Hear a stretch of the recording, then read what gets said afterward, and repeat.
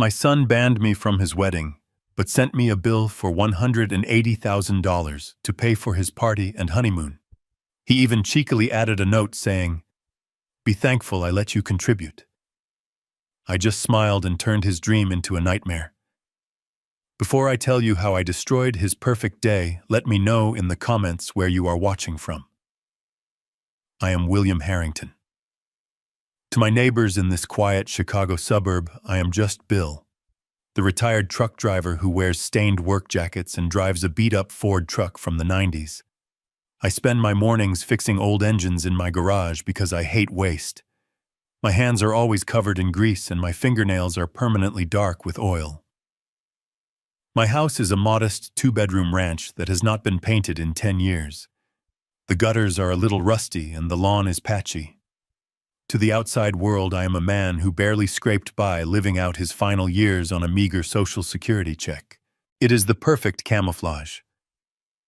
Nobody looks twice at an old man changing his own oil. Nobody suspects that the man collecting coupons at the grocery store is the former chairman of Harrington Logistics, a company I sold 5 years ago for $52 million. I kept it a secret because I wanted to know who loved me for me and who loved me for my bank account. I thought I knew the answer. I was wrong. I was tightening a spark plug on my old backup generator when a courier truck pulled up to my driveway.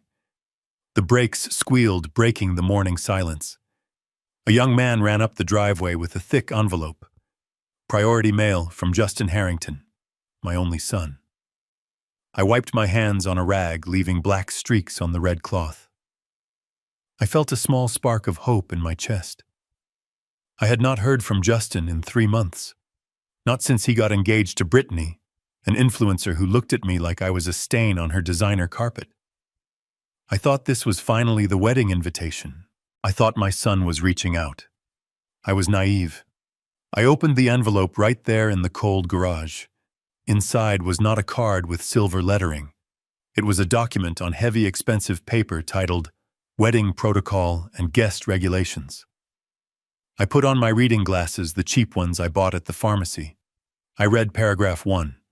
It stated that due to the high-profile nature of the guest list, including the prestigious Vanderbilt family, certain family members would be excluded from the physical ceremony to maintain the aesthetic integrity of the event. Aesthetic integrity. That was a fancy way of saying, my father looks too blue-collar for my Instagram photos. I felt a tightness in my throat, but I kept reading. The second page was the real kicker. It was an invoice. A detailed, itemized bill. Venue rental at the Aspen Silver Peaks Resort, $50,000. Vera Wang custom gown, $15,000. Imported Ecuadorian roses, $20,000. First-class flights to the Maldives for the honeymoon, $30,000. The total due was $180,000. At the bottom, in Justin's handwriting, was a note in blue ink. Dad, since you cannot attend in person due to the dress code and social atmosphere, this is your way of being there. Be thankful I am letting you contribute to my happiness. Please wire the funds by Friday so we can finalize the deposits. I stood there in my garage. The smell of gasoline and old oil filled my nose. The hum of the refrigerator in the corner was the only sound. Most fathers would cry. Most fathers would call their son screaming, asking how he could be so cruel. I did neither. I walked over to the metal tool cabinet where I kept a photo of my late wife, Catherine. She was smiling in that photo taken the year we bought our very first delivery truck. We ate ramen noodles for 3 years to pay for that truck. I spoke to her picture. I said, Catherine, look at what we raised. He does not want his father. He wants his father's wallet. He thinks I am a helpless retiree who will sell his house to please him. He has no idea he is trying to hustle the man who survived union strikes, corporate raiders, and hostile takeovers. I felt a coldness settle in my chest. It was not sadness. It was the familiar icy focus of a businessman about to dismantle a competitor. I looked at the bill again. $180,000. He wanted a contribution. I would give him one. I put down the wrench. I picked up my phone. It was time to teach Justin a lesson about value that he would never forget. I dialed the number I knew by heart. It rang 4 times before going to voicemail. I hung up and dialed again immediately. This was a test. If he was too busy to answer his father, he was too busy to receive a wire transfer. On the second try, he picked up. His voice was loud, surrounded by the clatter of silverware and ambient chatter. He was out to lunch, probably spending money he did not have yet. "What is it, Dad?" Justin asked. He did not say hello. He sounded annoyed, as if I had interrupted a crucial business meeting, though I knew his only business was keeping up appearances. "Justin," I said, making my voice sound thin and weary. I adopted the persona of the beaten-down old man he believed me to be. "I received your package, the letter, and the bill." There was a pause on the line, followed by the sound of him sipping a drink. "Oh, good. I am glad it arrived." "Look, Dad, I know it seems harsh. Brittany and I talked about it for a long time. The Vanderbilts are very particular people. They come from a different world than you. They are old money, high society. We do not want you to feel uncomfortable or out of place." He was not trying to spare my feelings. He was trying to spare his own embarrassment. He was ashamed of my grease-stained hands and my 10-year-old flannel shirts. He was ashamed of the father who had worked double shifts to pay for his private school tuition. "I understand, son," I said, forcing a tremor into my voice. "I never want to be a burden. But just in this amount. $180,000. That is everything I have. That is my entire retirement savings. If I give you this, I might have to sell the house." I waited for him to say no. I waited for him to say that was too much to ask. I gave him one last chance to be a human being. Justin sighed, an impatient, heavy sound. "Mom would want me to have the perfect wedding, Dad. And honestly, you should look at this differently. Brittany was not going to let you contribute at all. She thought it would look tacky if we took money from someone in your position. I had to fight for you. I had to convince her to let you have this honor. You should be grateful I am letting you play a part in my happiness. Just sell the house. It is a dump anyway. You belong in a smaller place. Maybe a condo. Just make sure the funds are wired by Friday. We have deposits to make." The line went dead. He did not say goodbye. He did not say "I love you." He just gave me a deadline and hung up. I lowered the phone from my ear. The trembling in my hand stopped instantly. The hunch in my shoulders disappeared. I stood up straight in my garage, surrounded by the tools of my trade. The sad, lonely old man vanished, replaced by the shark who had eaten competitors for breakfast in the boardrooms of Chicago. He wanted me to sell the house. He wanted my retirement. He wanted to bleed me dry and discard the husk. I scrolled through my contacts and found a number labeled Leonard. Leonard was not just my attorney. He was the only man who knew exactly how many zeros were in my bank account. He answered on the first ring. Bill Leonard's gravelly voice boomed. "To what do I owe the pleasure?" "Justin just asked me for $180,000, I said calmly. "And he banned me from his wedding." I could hear Leonard shifting in his leather chair. "Say the word Bill. I will freeze the trust fund. I will cut his credit cards. I will make sure he cannot buy a pack of gum in this city without being declined. I will destroy him before lunch." "No," I said, walking out of the garage and into the bright, harsh sunlight of the driveway.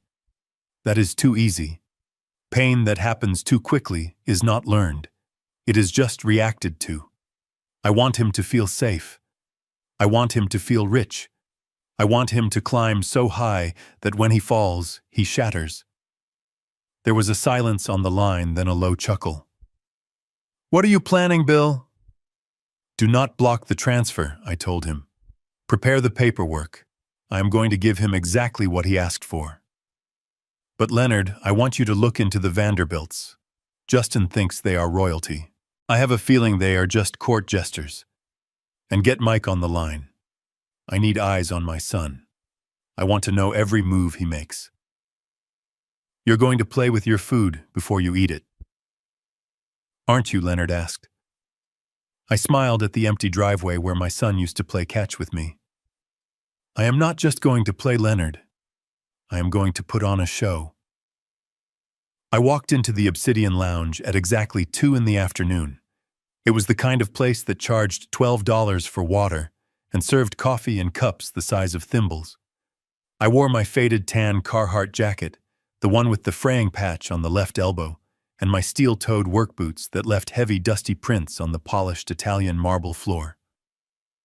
The hostess, a young woman with a headset, looked ready to call security the moment I stepped through the glass doors.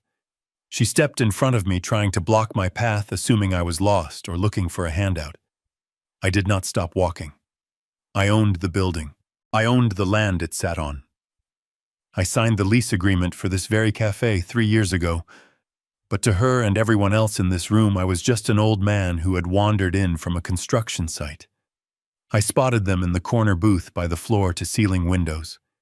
Justin was wearing a suit that was too tight, a trendy cut, that made him look like he was trying too hard. Brittany sat across from him, glowing in the afternoon light. She looked like a porcelain doll, expensive, fragile, and cold. She saw me first. Her eyes did not light up with recognition. They widened with horror. It was the look you give a waiter who has just spilled soup on your dress. She did not smile. She did not wave. She simply nudged Justin under the table and gestured with her chin as if to say, "Deal with this." I walked up to their table and stood there.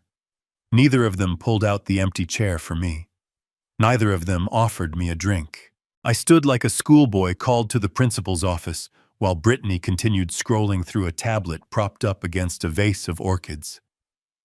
She was talking about color palettes. She used words like ethereal and curated. She spoke about how this wedding wasn't just an event, it was a brand launch.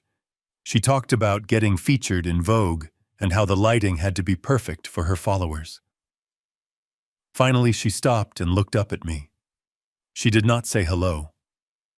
She looked at my jacket and then down at my hands, which were resting on the back of the empty chair. I had scrubbed them, but 30 years of diesel and grease don't just wash away. My hands were rough-scarred and permanently stained with the dark lines of hard labor. "You are late," Brittany said, her voice sharp and clipped. "We are on a tight schedule. We have a meeting with the florist in 20 minutes, and I cannot be late." She sighed, looking at Justin as if my presence was a personal insult to her aesthetic. I started to pull out the chair to sit down, but she held up a hand to stop me. Her manicured fingers were adorned with the 2-carat diamond ring I had secretly paid for when Justin couldn't get approved for credit. "Before you sit down, Bill," she said, using my first name instead of Dad or Mr. Harrington, "please be careful. This is a cashmere throw on the seat. And honestly, you smell like a gas station." Justin looked down at his coffee, avoiding my eyes. He said nothing. He let her speak to his father like I was a stray dog. Brittany reached into her designer bag and pulled out a bottle of hand sanitizer. She slid it across the table toward me, not wanting to touch my hand. "And before you sign any of the checks or the contracts," she said, her lip curling in disgust, "make sure you go to the restroom and scrub those hands. I do not want grease stains on my wedding documents. This is a high-class event, Bill. We cannot have the smell of cheap motor oil clinging to our paperwork. It ruins the vibe." I looked at the sanitizer bottle. I looked at my son, who was pretending to be fascinated by the foam in his latte. I looked at the woman who wanted to spend my life savings on a party I was not allowed to attend. I sat down slowly, ignoring her warning about the cashmere. I leaned forward, resting my elbows on the table, so she had to look at the grease under my nails. "Do not worry, Brittany," I said, my voice calm and low. "I will make sure everything is signed exactly the way it needs to be." I watched her recoil slightly from the smell of old oil and hard work. She thought she was humiliating me. She had no idea she was handing me the shovel to dig her grave. Justin cleared his throat, pulling the focus away from my dirty hands and back to the only thing that mattered to him, the money. He slid a sleek black folder across the marble table. It stopped right next to my elbow. Inside was the payment schedule for the venue and the vendors. It was a timeline of demands. "Dad!" Justin said, his voice dropping to that serious tone he used when he was trying to sound like an executive. "We need the first $50,000 by Friday to secure the resort. Liquid funds. No checks that are going to bounce." I stared at the folder. I let my hand tremble as I reached for my coffee cup. I made sure the porcelain rattled against the saucer. Clink, clink. It was the sound of age, the sound of weakness. I saw Brittany exchange a look with Justin, a look of pity mixed with impatience. They saw a frail old man losing his grip. They did not see the man who had negotiated union contracts while staring down mobsters in the 1980s. "I do not have 50,000 in my checking account, son," I said, my voice wavering. "That is a lot of money for a retiree." Justin leaned in.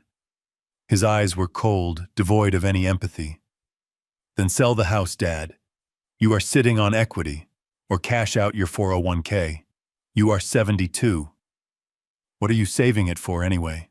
You do not need that big empty house. It is depressing. Honestly, it is an eyesore in the neighborhood. Selling it would be doing everyone a favor." He called the home I built with his mother an eyesore. He called the place where he took his first steps depressing.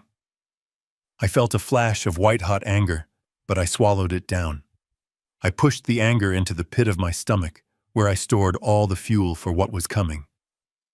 I sighed, rubbing my forehead, as if I were confused and overwhelmed. "I suppose I could," I mumbled.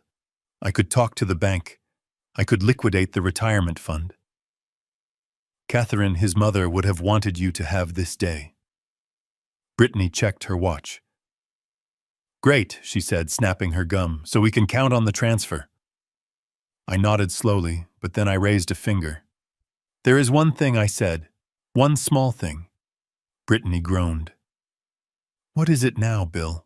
"If I am going to cash out my retirement," I said, creating a fiction on the spot that sounded exactly like something a penny-pinching old man would say, "I need to worry about the tax implications. The IRS watches my pension like a hawk. If I just give you the money, it looks like a gift, and I get hit with a tax bill I cannot afford." I paused to take a sip of water, watching them buy the lie. So I continued, "I need to pay the vendors directly. I need my name on the contracts.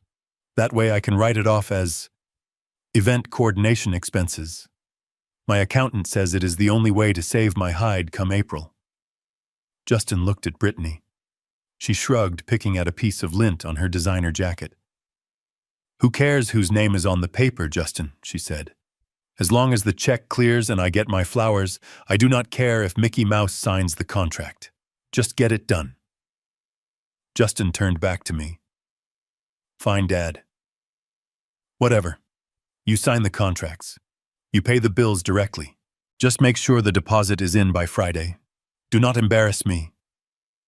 I reached into my pocket and pulled out a pair of reading glasses. One of the arms was held together with duct tape. I put them on slowly, deliberately, emphasizing my clumsiness. I pulled the folder toward me. "I will take care of it," I said. "I will go to the resort tomorrow and sign everything personally." They smiled. It was the smile of predators who had just secured their meal. They thought they had bullied a senile old man into giving up his life savings. They were so blinded by greed, they missed the trap completely. By putting my name on the contracts, they were not just making me the payer. They were making me the client, legal owner of the event. The venue, the flowers, the catering, the music, every single element of their perfect day would belong to me. They were handing me the kill switch to their own wedding, and they were too busy counting my money to notice. I stood up, clutching the folder to my chest like a lifeline. "I will not let you down," I said. Good, Justin said, already looking back at his phone. Now, if you do not mind, we have real business to discuss. You can go. I walked out of the cafe, my boots heavy on the marble. As soon as I hit the fresh air of the street, the shake in my hands vanished. I took out my phone and called Leonard. It is done, I told him. I have control. Prepare the checks, Leonard, and tell the resort owner I am coming to see him. Tell him the chairman is coming out of retirement. The venue for the dinner was Le Chateau, a French restaurant downtown, where the waiters wore tuxedos better than the one I got married in, and the menu did not have prices for the ladies. I arrived 10 minutes early wearing my best suit. It was a charcoal gray number I bought off the rack at a department store 15 years ago. The fabric was a little shiny at the elbows, and the lapels were too wide for current fashion, but it was clean. To me, it represented dignity. To the people I was about to meet, it represented failure. I stood by the maitre d' station, clutching my hat, waiting for the arrival of the royalty my son had married into. When the Vanderbilts walked in, the air in the room seemed to change. It became heavier, perfumed with something floral and aggressive. Mrs. Vanderbilt walked first. She was a woman who was fighting a losing war against gravity, armed with Botox and diamonds. She wore a fur stole despite it being 60 degrees outside. Behind her waddled Mr. Vanderbilt, a man who looked like he had swallowed a bowling ball. He was loud. He was taking a call on his cell phone as he walked past the hostess, ignoring her completely. Justin and Brittany trailed behind them like eager puppies. When Justin saw me, he winced. I saw his eyes dart to my scuffed dress shoes. He quickly moved to block me from view, but Mrs. Vanderbilt had already spotted me. She stopped. She looked me up and down, with the clinical detachment of a health inspector finding a rat in the kitchen. "Oh," she said, her voice carrying across the silent dining room. "This must be the father." "Justin, you did not tell me he was quite so rustic." We sat down. They put me at the end of the table near the kitchen door. I could hear the chefs shouting and the clatter of pans every time the server walked through. I did not mind. It reminded me of honest work. For the first 40 minutes, I was invisible. The Vanderbilts did not speak to me. They spoke to the room. They performed. Mr. Vanderbilt ordered a bottle of wine that cost more than my first car without even looking at the sommelier. He leaned back in his chair, expanding his chest, and began to hold court. "We just got back from Lake Como," he announced loudly, ensuring the table next to us could hear. The villa was decent, but the staff was sluggish. You know how it is in Europe. No work ethic. Not like here in the States where we build empires. Mrs. Vanderbilt nodded, touching her necklace. "It is exhausting maintaining 3 properties," she sighed. "The upkeep on the Hamptons estate alone is a nightmare. We are thinking of selling the flat in Paris. It is just too small for our needs now." Finally, after they had exhausted their list of imaginary conquests, Mr. Vanderbilt turned his gaze toward me. His eyes were watery and bloodshot. "So, Bill," he said, not bothering with the title, "Justin tells me you drove trucks for a living." I set my water glass down. "I started a logistics company," I said quietly. "I began as a driver, yes. I hauled steel across the Midwest for 20 years. Mr. Vanderbilt let out a short, barking laugh. He looked at Brittany. "A truck driver. How quaint." "It is good, honest work, I suppose. Someone has to move the goods for people like us who actually buy them." He leaned forward, resting his heavy forearms on the white tablecloth. His suit sleeve rode up, and that was when I saw it. The watch. It was a gold Patek Philippe Nautilus. To the untrained eye, it was a symbol of ultimate status, a timepiece worth over $100,000. It gleamed under the crystal chandelier. I stared at it. I did not stare because I was impressed. I stared because I own 2 of them. I keep them in a climate-controlled vault in my real home. I know every curve, every screw, every tick of that specific movement. Mr. Vanderbilt noticed me looking. He shook his wrist, making the gold flash. "Like it, Bill?" he asked with a smirk. "It is a Patek." Swiss. Probably costs more than your house. I smiled a slow, dry smile. It is very shiny, I said. I did not tell him that the spacing on the bezel was off by a millimeter. I did not tell him that the hue of the gold was too yellow, indicating a lower purity alloy. I did not tell him that the second hand had a microscopic stutter that a genuine Patek movement would never have. It was a fake. A high-quality fake likely bought in a back alley in Hong Kong or ordered from a shady website, but a fake nonetheless. And just like that, the puzzle pieces clicked into place. The loud bragging, the obsession with status, the rudeness. People with real money do not need to scream about it. People with real money do not wear counterfeit watches to intimidate retirees. The Vanderbilts were not royalty. They were frauds. And they were sitting across from the only man in the room who could spot a counterfeit from 50 feet away. I took a sip of my water. The game had just become much more interesting. The check arrived on a small silver tray placed discreetly in the center of the table. It sat there like a landmine. The conversation, which had been a monologue of the Vanderbilts' imaginary conquests, suddenly died. Mr. Vanderbilt patted the breast pocket of his suit. He patted his sides. He frowned, putting on a performance that would not have made the cut in a high school play. "Oh dear," he said, his voice thick with false surprise. "It seems I left my wallet in the limousine. I must have dropped it when I was on that call with the ambassador." Mrs. Vanderbilt sighed dramatically. "And my clutch is buried in the car under all the shopping bags." "Justin, darling." "Do you have your card?" Justin froze. He looked at me. He knew exactly what was in his bank account, which was absolutely nothing until my wire transfer cleared on Friday. He began to sweat. Brittany rolled her eyes. She looked at me, her gaze traveling from my worn collar to the check. "Bill," she said, her voice dripping with condensation. "Since you insisted on coming tonight, and frankly since your attire has been a bit of a distraction for the other diners, I think it is only fair that you handle this. Consider it an apology." An apology. She wanted me to pay for the privilege of being insulted. She wanted a fine for existing in her presence. I reached for the leather folder and flipped it open.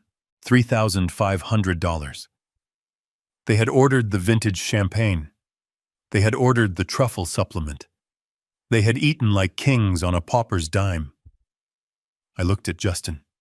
He was studying the tablecloth, refusing to meet my eyes. He was letting his fiancée extort his father because he was too weak to stand up to a pair of con artists with fake watches. "Very well," I said. I closed the folder. I reached into the back pocket of my trousers and pulled out my wallet. It was an old bifold, the leather cracked and shaped to my hip. I opened it and pulled out the card. To the naked eye, it looked like garbage. It was covered in strips of gray duct tape. The magnetic strip was exposed, but the front was a mess of adhesive and scratches. I had deliberately distressed it years ago to stop people from asking questions at the hardware store. Underneath that tape, however, was solid titanium. It was an American Express Centurion card, the black card invite only with no spending limit. It could buy this restaurant. It could buy the block this restaurant sat on. Mr. Vanderbilt snorted when he saw it. "Good Lord, Bill," he chuckled. "Do they even accept whatever that is in a place like this that looks like a library card that went through the washing machine?" I ignored him. I placed the heavy taped-up card on the silver tray. It landed with a dull metallic thud that plastic does not make. "I will pay," I said, looking Mr. Vanderbilt dead in the watery eyes. "Consider it an entrance fee." "Entrance fee for what?" Brittany asked, raising an eyebrow. "To watch the show," I replied. They laughed. They thought I was talking about their life, their glamour, their high society world. They thought I was paying to be a spectator in their kingdom. They had no idea I was talking about the tragedy that was about to unfold, and they were the main characters. The waiter returned. He was a professional. He picked up the tray. He paused for a fraction of a second when he touched the card. He felt the weight. He felt the cold metal beneath the tape. He looked at me, really looked at me for the first time. His eyes widened slightly. He nodded a barely perceptible dip of his chin. He knew. Waiters at this level always know. He walked away. The Vanderbilts went back to talking about their summer plans in the Hamptons. They did not say thank you. They did not offer to split it. They took it as their due. When the waiter brought the receipt back, he handed it to me with two hands, a gesture of extreme respect. I signed it with a cheap ballpoint pen. I stood up. "I will see you all at the wedding," I said. Mr. Vanderbilt waved a hand dismissively. "Yes, yes. Try to wear something less offensive next time, Bill." I walked out of the restaurant into the cool night air. I had just spent $3,000 on dinner I barely touched. But as I walked to the corner to hail a cab, I did not feel cheated. I felt like I had just bought the best seats in the house for a public execution. And the first head to roll would be Mr. Vanderbilt's. I traded the scent of expensive perfume for the smell of stale beer and sawdust. The Broken Spoke was a dive bar on the south side, the kind of place where the neon sign flickered like a dying heartbeat, and the patrons drank to forget, not to celebrate. It was perfect. I walked to the back booth where the shadows were deep and the music was low. Mike was already there, nursing a bourbon neat. Mike was a man who looked like he had been carved out of granite and left out in the rain. 20 years in special operations had left him with a stillness that made lesser men nervous. To me, he was the only person I trusted to find dirt in a desert. He did not smile when I sat down. He just tapped a thick manila envelope that sat on the sticky table between us. "You are not going to like this, Bill," Mike said, his voice a low rumble. "Or maybe you will. Depends on how much you hate them." I signaled the bartender for a beer. "Try me," I said. Mike flipped the folder open. Photos spilled out. They were not glamour shots from Lake Como. They were surveillance photos taken in Florida. One showed a rundown bungalow with a foreclosure notice taped to the front door. Another showed Mr. Vanderbilt, or whatever his real name was, arguing with a tow truck driver who was hooking up a leased Mercedes. "Meet the Millers from Tampa," Mike said, pointing to a mugshot that looked suspiciously like the distinguished gentleman I had just bought dinner for. Or, as they are currently known, the Vanderbilts. They are not old money, Bill. They are no money. I picked up the foreclosure notice. It was dated 3 months ago. The bank had seized their primary residence. They had over $500,000 in credit card debt distributed across 40 different cards. They were drowning. "They are grifters," Mike continued. "They bounce from city to city running the same play. They find a target, usually a family with a good reputation, but maybe not enough street smarts, and they attach themselves like leeches. They think Justin is their golden ticket." I looked at the photo of Mrs. Vanderbilt smoking a cigarette on a plastic lawn chair, looking far less regal than she had an hour ago. "They think Justin is rich?" I asked. Mike nodded. "They did their homework, but they got it wrong. They think Justin is the CEO. They think he is the one sitting on the millions. They have no idea he is broke and living off your secret transfers. They are selling their daughter Brittany to him because they think he can pay off their debts." I laughed. It was a dark, dry sound. It was the funniest thing I had heard in years. My son, the man who was ashamed of my poverty, was being hunted by predators who thought he was a prince. It was a comedy of errors, a double-blind con. The broke posing as the elite trying to rob the broke posing as the elite. And I was the only one with actual money watching them circle each other. "So Brittany knows?" I asked. "She is the bait," Mike said. "She is in on it. She needs a husband who can fund her lifestyle and keep her parents out of jail for fraud." I put the photos back in the envelope. The Vanderbilts were not royalty. They were desperate rats fleeing a sinking ship, and they had just boarded my son's dinghy, thinking it was a yacht. I took a long drink of my beer. It tasted cold and clean. "Let them dream for a few more days, Mike," I said. "I want them to feel like they have won. I want them to walk into that wedding thinking they have secured the bag." Mike smirked. "You are a cold son of a gun, Bill." I stood up, tossing a 20 on the table. "I am just a businessman protecting his investment, Mike. And right now my investment is about to teach everyone a very expensive lesson." But Mike was not finished. He reached into his jacket pocket and pulled out a small digital recorder. He placed it on the sticky table between us, next to his bourbon. "You need to hear this, Bill," he said. "This is from a dinner Justin had with Brittany 2 weeks ago at a steakhouse. I have a contact on the waitstaff." I watched the little red light blink as Mike hit play. My son's voice cut through the noise of the bar. It was confident, arrogant, the voice of a man who thought he ruled the world. "Do not worry about the old man, babe," Justin was saying on the recording. "He is sitting on a fortune from the logistics sale, but his mind is going. He forgets what day it is half the time. I have power of attorney. I control the trust. Once we are married and he gets settled into a facility, all that capital flows to us." I sat there frozen. The beer in my hand suddenly felt warm. My son had not just lied about his own success. He had painted me as a senile invalid.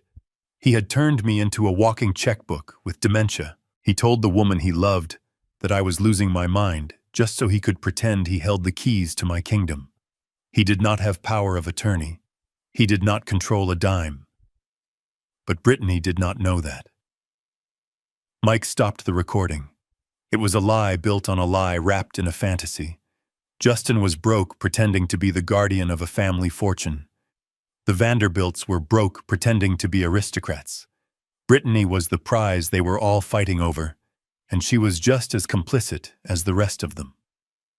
"It is a house of cards," Bill Mike said, swirling his drink. "Everyone is bluffing. Everyone is waiting for someone else to pick up the tab.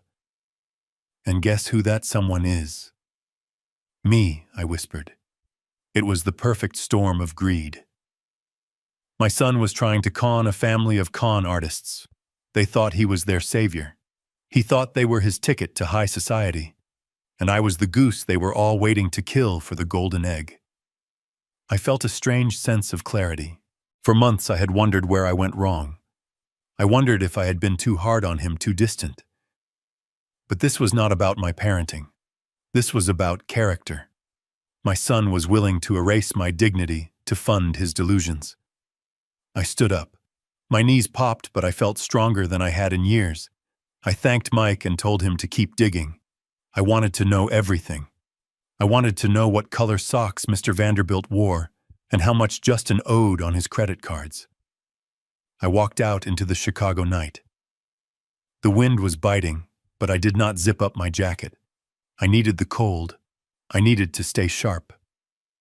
They were all playing a game of poker with my money, but they forgot one thing.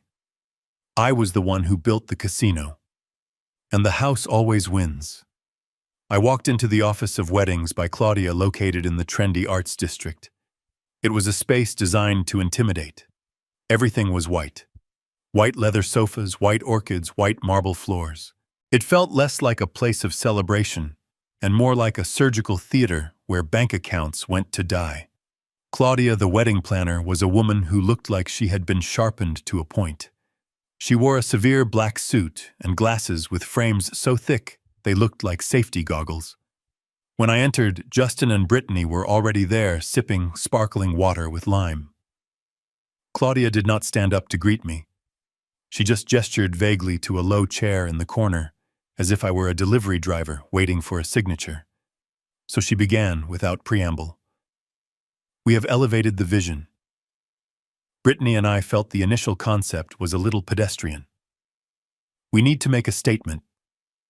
She tapped a screen on the wall and a digital presentation began.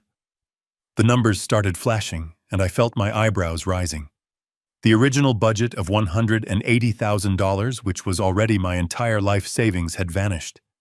In its place was a new number, $250,000.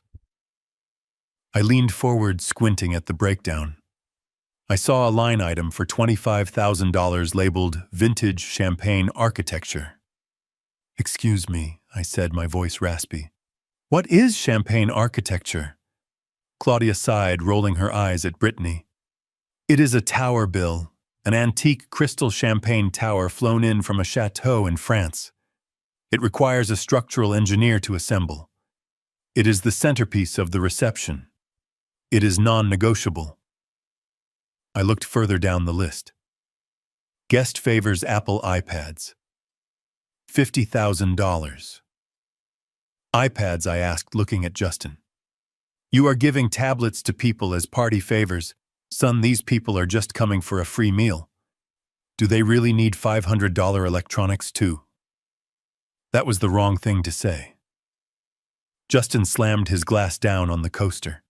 The sound cracked through the pristine white room. "Dad." "Stop it," he hissed. "You are embarrassing me. You are acting like a penny pincher. This is not a backyard barbecue. These are the Vanderbilts. These are influencers. We cannot give them sugared almonds. We need to show them we are on their level. If you cannot handle the cost, just say so, and I will find someone else who appreciates my vision." He was bluffing. I knew he was bluffing. He had no one else. He had no money. He was trying to bully me into silence because he was terrified I would say no. Brittany chimed in, picking at her cuticles. "Honestly, Bill, if you are going to nickel and dime every little thing, maybe you should just sign the check and wait outside. Your energy is very negative." I looked at the bill. $250,000. It was $250,000 for a party that was really just a stage for their vanity. I looked at the woman who wanted iPads for strangers, and the son who yelled at his father for asking a reasonable question. "I am sorry," I said, lowering my head in mock submission. I worry about the future. I want you kids to be secure. Security is for boring people," Justin scoffed. "We are building a legacy. Just sign the papers, Dad." Claudia pushed the contract across the desk. It was thick. It smelled of expensive paper. "Sign here," she said, pointing with a manicured nail. "And here. And initial here to acknowledge the non-refundable deposit clause." I picked up the pen. My hand did not shake this time. I was not signing a wedding contract. I was signing a death warrant for their social standing. "I will sign," I said softly, "but I need to read the fine print." "You know old habits." Justin groaned, throwing his head back. "Oh my God, Dad, just sign it." I ignored him. I needed to make sure my special clause was in there. The one Leonard had drafted. The one that gave me the power to pull the plug. And there it was, buried on page 14 in font size 8. The payer reserves the right to unilateral cancellation of services. I smiled internally. I signed my name, William Harrington, with a flourish. "There," I said, pushing the contract back. "It is done. You will have your tower. You will have your iPads." Claudia snatched the paper away, as if she were afraid I would change my mind. "Excellent," she said. "The first installment is due now." I stood up. I walked to the door. Justin did not say thank you. He was already talking to Claudia about the lighting for the cake-cutting ceremony. I walked out into the street, feeling the hum of the city. $250,000. It was an expensive lesson, but as I hailed a cab, I decided it was worth every penny. I was not just paying for a wedding. I was buying the rights to the greatest show on earth. I reached into the inside pocket of my worn canvas jacket and pulled out my checkbook. It was a standard issue blue vinyl folder, the kind you get for free when you open a checking account, with $50. I laid it flat on Claudia's pristine glass desk. The silence in the room was heavy, filled only with the sound of my pen scratching against the paper. I wrote out the date slowly. I wrote out the name of the agency. Then I wrote the number. $50,000. It was the deposit. The first blood in the water. My hand shook a little as I signed the bottom line. It was not a feign this time. It was a physical reaction to the sheer waste of it all. $50,000 could have funded a scholarship.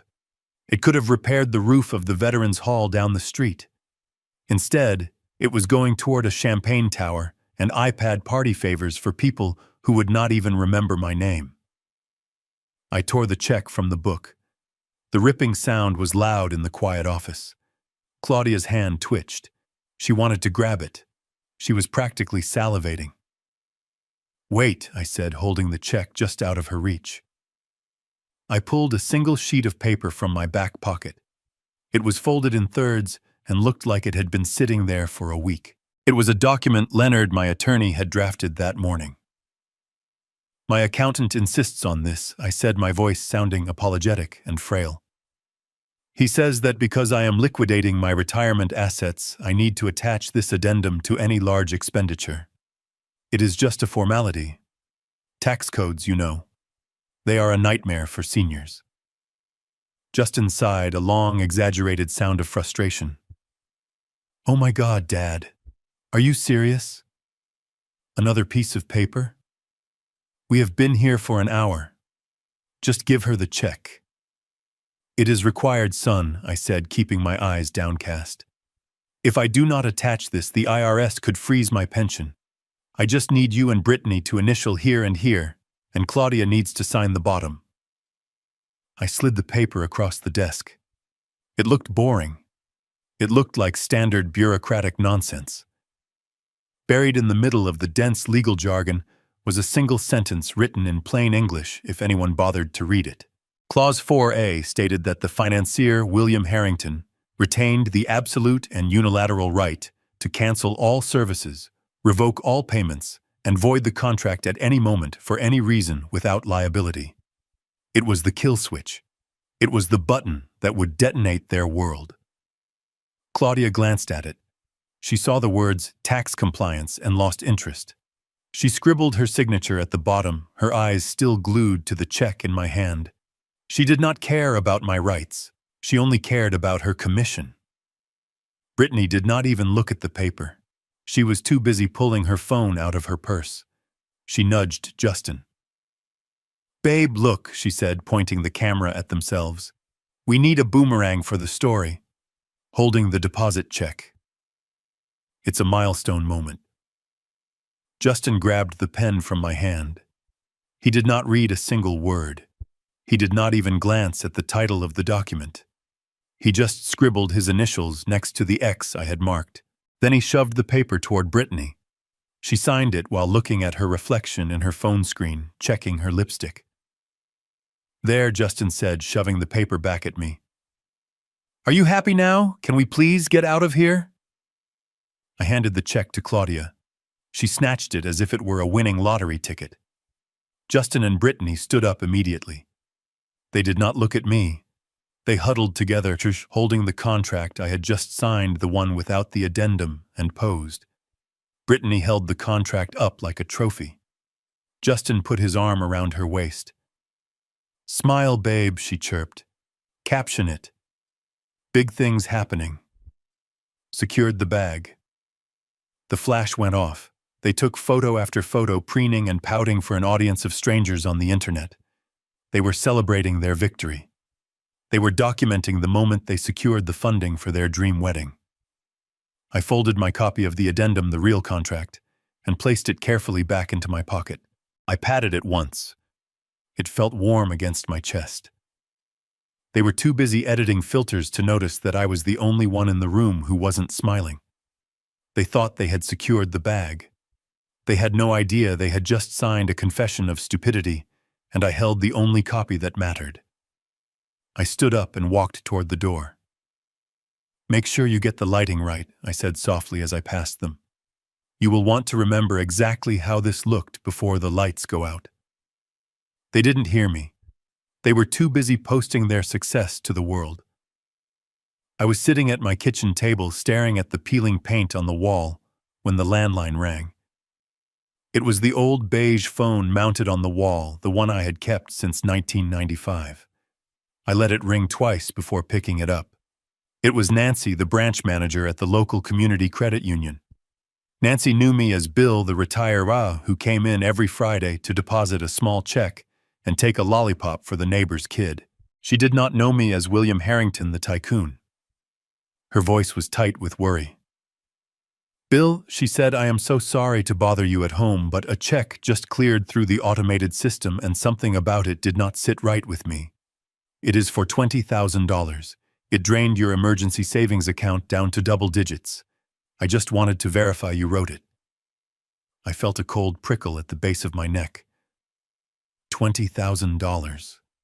That was the account I kept for house repairs for a new roof or a broken furnace. It was the money the world thought was my entire safety net. "Who was it made out to, Nancy?" I asked, my grip tightening on the receiver. "It was made out to cash, Bill," she said. "But the endorsement on the back, well, it was signed by you, but the handwriting looks a little shaky. And the person who cashed it at the downtown branch, well, the teller noted it was a young man. He had your ID info." I closed my eyes. I knew exactly who it was. I did not need to see the security footage. I did not need to see the signature. I knew the jagged loop of the letter W. I knew the way the pen pressed too hard on the paper. "It is okay, Nancy." I lied, my voice sounding hollow in my own ears. "I wrote it. I am helping my son with a down payment. My arthritis is just acting up today. That is why the signature looks bad." Nancy let out a breath of relief. "Oh, thank goodness, Bill. You scared me. You are a good father. That is a generous gift." I hung up the phone. I sat there in the silence of the house that my son wanted me to sell. A generous gift. It wasn't a gift. It was a theft. It was a felony. Justin had come over 2 days ago, pretending to look for a box of old photos in the study. He must have swiped the checkbook from the desk drawer while I was making him tea. He had stolen from me. He had stolen from the father he believed was living on a fixed income. He thought he was taking the last of my savings, leaving me with nothing but a few dollars for groceries. And he did it without hesitation. I walked into the living room and looked at the fireplace mantel. There was a photo of Justin at 7 years old. He had found a wallet in the park with $50 in it. A fortune for a kid. I remembered kneeling down to his eye level, holding his small shoulders. I remembered telling him that a man is only as good as his word, and that taking what isn't yours breaks something inside you that you can never fix. We returned the wallet together. I bought him ice cream. I told him I was proud of him. I looked at that smiling boy in the photo, and I realized he was dead. The boy who returned the wallet was gone. In his place was a 32-year-old stranger who would rob his own father blind to impress a woman who hated him. A deep physical pain radiated from my chest. It wasn't a heart attack. It was heartbreak. It was the visceral realization that my son did not just disrespect me, he viewed me as prey. He was a predator feeding on the weak. If I had actually been the poor old man he thought I was, this theft would have put me on the street. He did not care. I took the photo off the mantel. I looked at it one last time, remembering the smell of his hair when he was little and the way he used to hold my hand crossing the street. Then I placed the photo face down on the table. The tears did not come. Instead, a steel door slammed shut inside my soul. The conflict between the loving father and the ruthless businessman ended right there. The father had tried to save him. The father had made excuses. But the father had just been robbed. I picked up my phone and dialed Leonard. "I am not reporting it," I said before he could even say hello. "Bill, you have to report it," Leonard said, his voice sharp. "That is grand larceny. He forged your signature." "No," I said, my voice flat and dead. "I am not calling the police. Not yet. If I arrest him now, he learns about the law. He learns about bail. He learns about lawyers. That is too impersonal."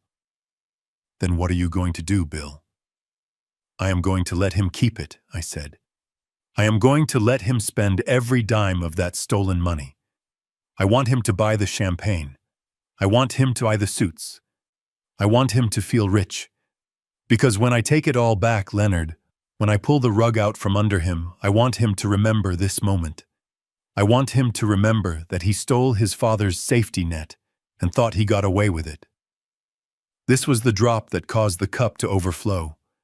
There was no going back now. There was no mercy left in me. I wasn't just going to ruin his wedding. I was going to dismantle his life brick by brick, and I was going to use the very money he stole to build his prison.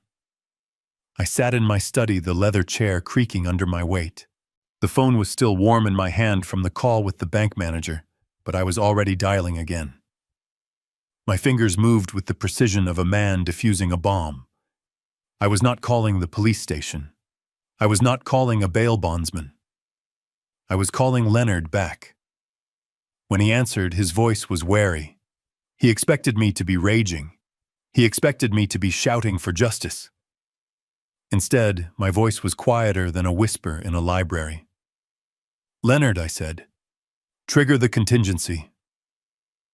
There was a long pause on the other end. Are you sure, Bill? Leonard asked. Once we execute the Catherine Protocol, there is no going back. That money leaves your personal accounts. It goes into the trust. It becomes irrevocable. You cannot change your mind if he apologizes. You cannot undo this if he gives you a grandkid. It is a one-way street. I looked at the empty space on the mantel where Justin's photo used to sit. I looked at the dust outline that remained. It looked like a ghost. I am sure, I said. I move it all. The portfolio, the real estate holdings, the liquid cash from the sale of the logistics company, every single cent of the $52 million. Put it all in the Catherine Harrington Foundation. I heard the sound of typing on the other end. Leonard was a machine. He did not argue with a made-up mind. And Leonard, I added, my voice hardening. I want a specific clause added to the bylaws of the foundation. I want it written in stone. No descendant of William Harrington shall serve on the board, draw a salary, or receive a grant. Not now. Not ever. Understood, Leonard said. I am filing the paperwork with the state now. By 5 o'clock today, you will technically be a man of very modest means, living in a house owned by a charitable trust. Justin will be the sole heir to a bank account with zero balance. I hung up the phone. I walked over to the window and looked out at the street. It was raining, a gray, miserable drizzle that slicked the asphalt. I imagined $52 million. It was a number so big it was abstract to most people. It was freedom. It was power. It was a legacy. For years I had held on to it, imagining the day I would sit Justin down and tell him the truth. I had played the movie in my head 1,000 times. I would show him the accounts. I would see his eyes light up, not with greed, but with relief. I would hand him the keys to the kingdom and say, "Son, I built this mountain for you. Climb it." That movie was over. The projector had burned out. Justin wanted money. He wanted to steal $20,000 from his old man's rainy day fund. Fine. He could have the crumbs, but the loaf was gone. I felt a strange, dark satisfaction settle in my gut. It was the feeling of slamming a vault door shut and spinning the dial. He thought he was clever. He thought he was taking what he was owed. He had no idea that by stealing a bucket of water, he had just drained the ocean dry. "You want my money, son?" I thought, staring at the rain hitting the glass. "I will let you see it. I will let you stand at the foot of the mountain and look up at the peak. But you will never, ever climb it. You will never touch a single greenback. You will spend the rest of your life knowing that you traded an empire for a weekend in the Maldives and a few cheap suits." I walked back to my desk. I opened the drawer and pulled out a fresh sheet of paper. I began to write a list.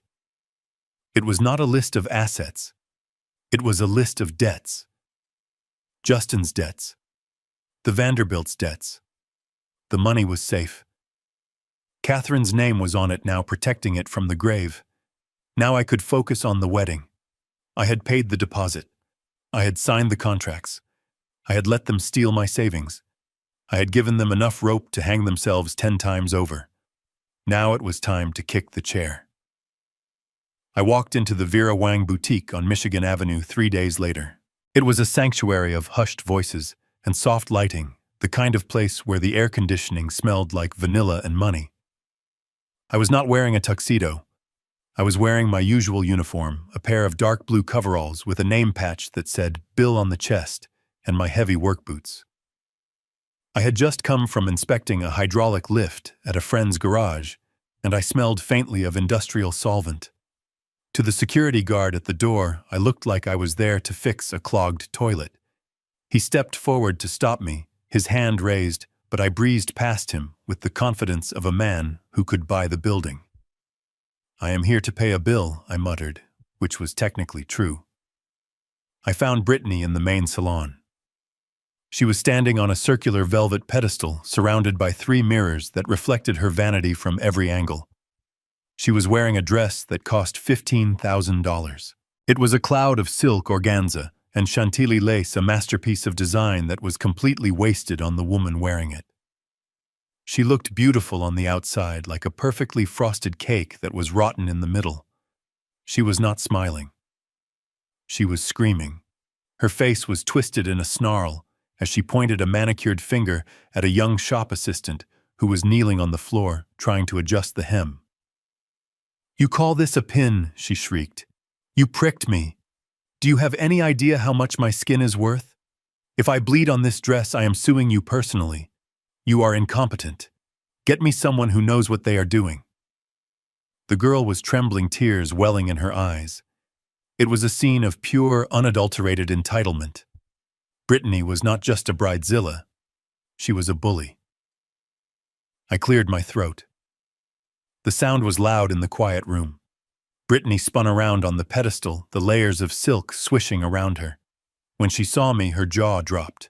The anger on her face shifted instantly to disgust. It was as if I had just dumped a bucket of sludge onto the pristine white carpet. "Oh my God," she gasped, clutching her chest. "What are you doing here? How did you even get in?" I took a step forward, my boots squeaking on the floor. "I just wanted to see the dress, Brittany," I said, making my voice sound small and eager. "Justin told me you were here. I wanted to see what my money is buying." Her eyes narrowed. She looked at my coveralls. She looked at my boots. Then she looked around the shop to see if anyone important was watching. Her mother, Mrs. Vanderbilt, was sitting on a plush sofa nearby, sipping champagne. She looked at me over the rim of her glass with pure disdain. "You cannot be in here," Brittany hissed, stepping down from the pedestal. "Look at you. You are filthy. You smell like a mechanic shop. You are dirtying the air just by breathing in it. This is a high-end boutique, Bill. This is Vera Wang. They do not let people like you in here unless they are taking out the trash." I stood my ground, clutching my old baseball cap in my hands. "I just wanted to be involved," I said. "It is a lot of money, Brittany. $15,000. She marched up to me, getting close enough that I could smell her expensive perfume masking the scent of her cruelty. "You paid the money because you had to," she whispered venomously. "That does not buy you a ticket to my fitting. You are ruining the aesthetic. You are embarrassing me. If anyone takes a photo and you are in the background looking like a janitor, I will kill you." She pointed a long, sharp finger toward the glass doors.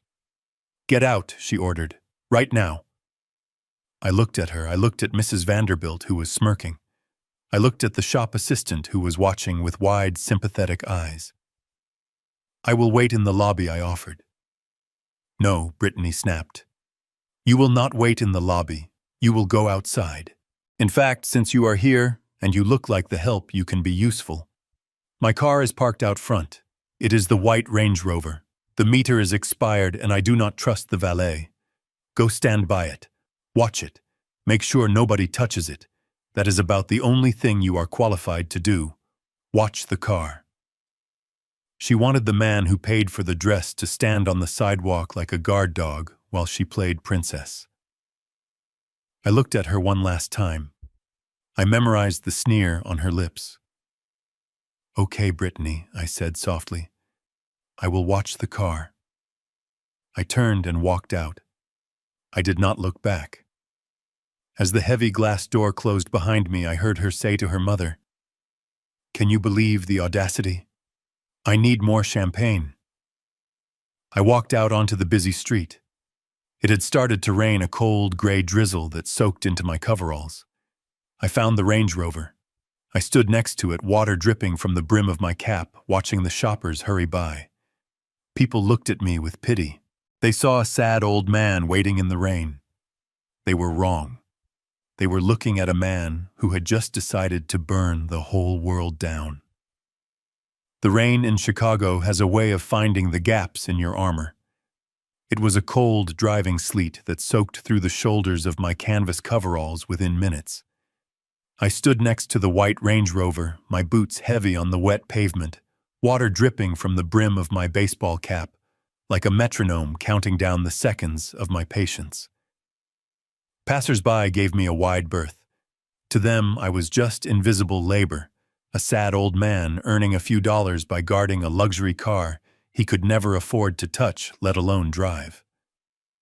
I turned my back to the wind and looked through the plate glass window of the boutique.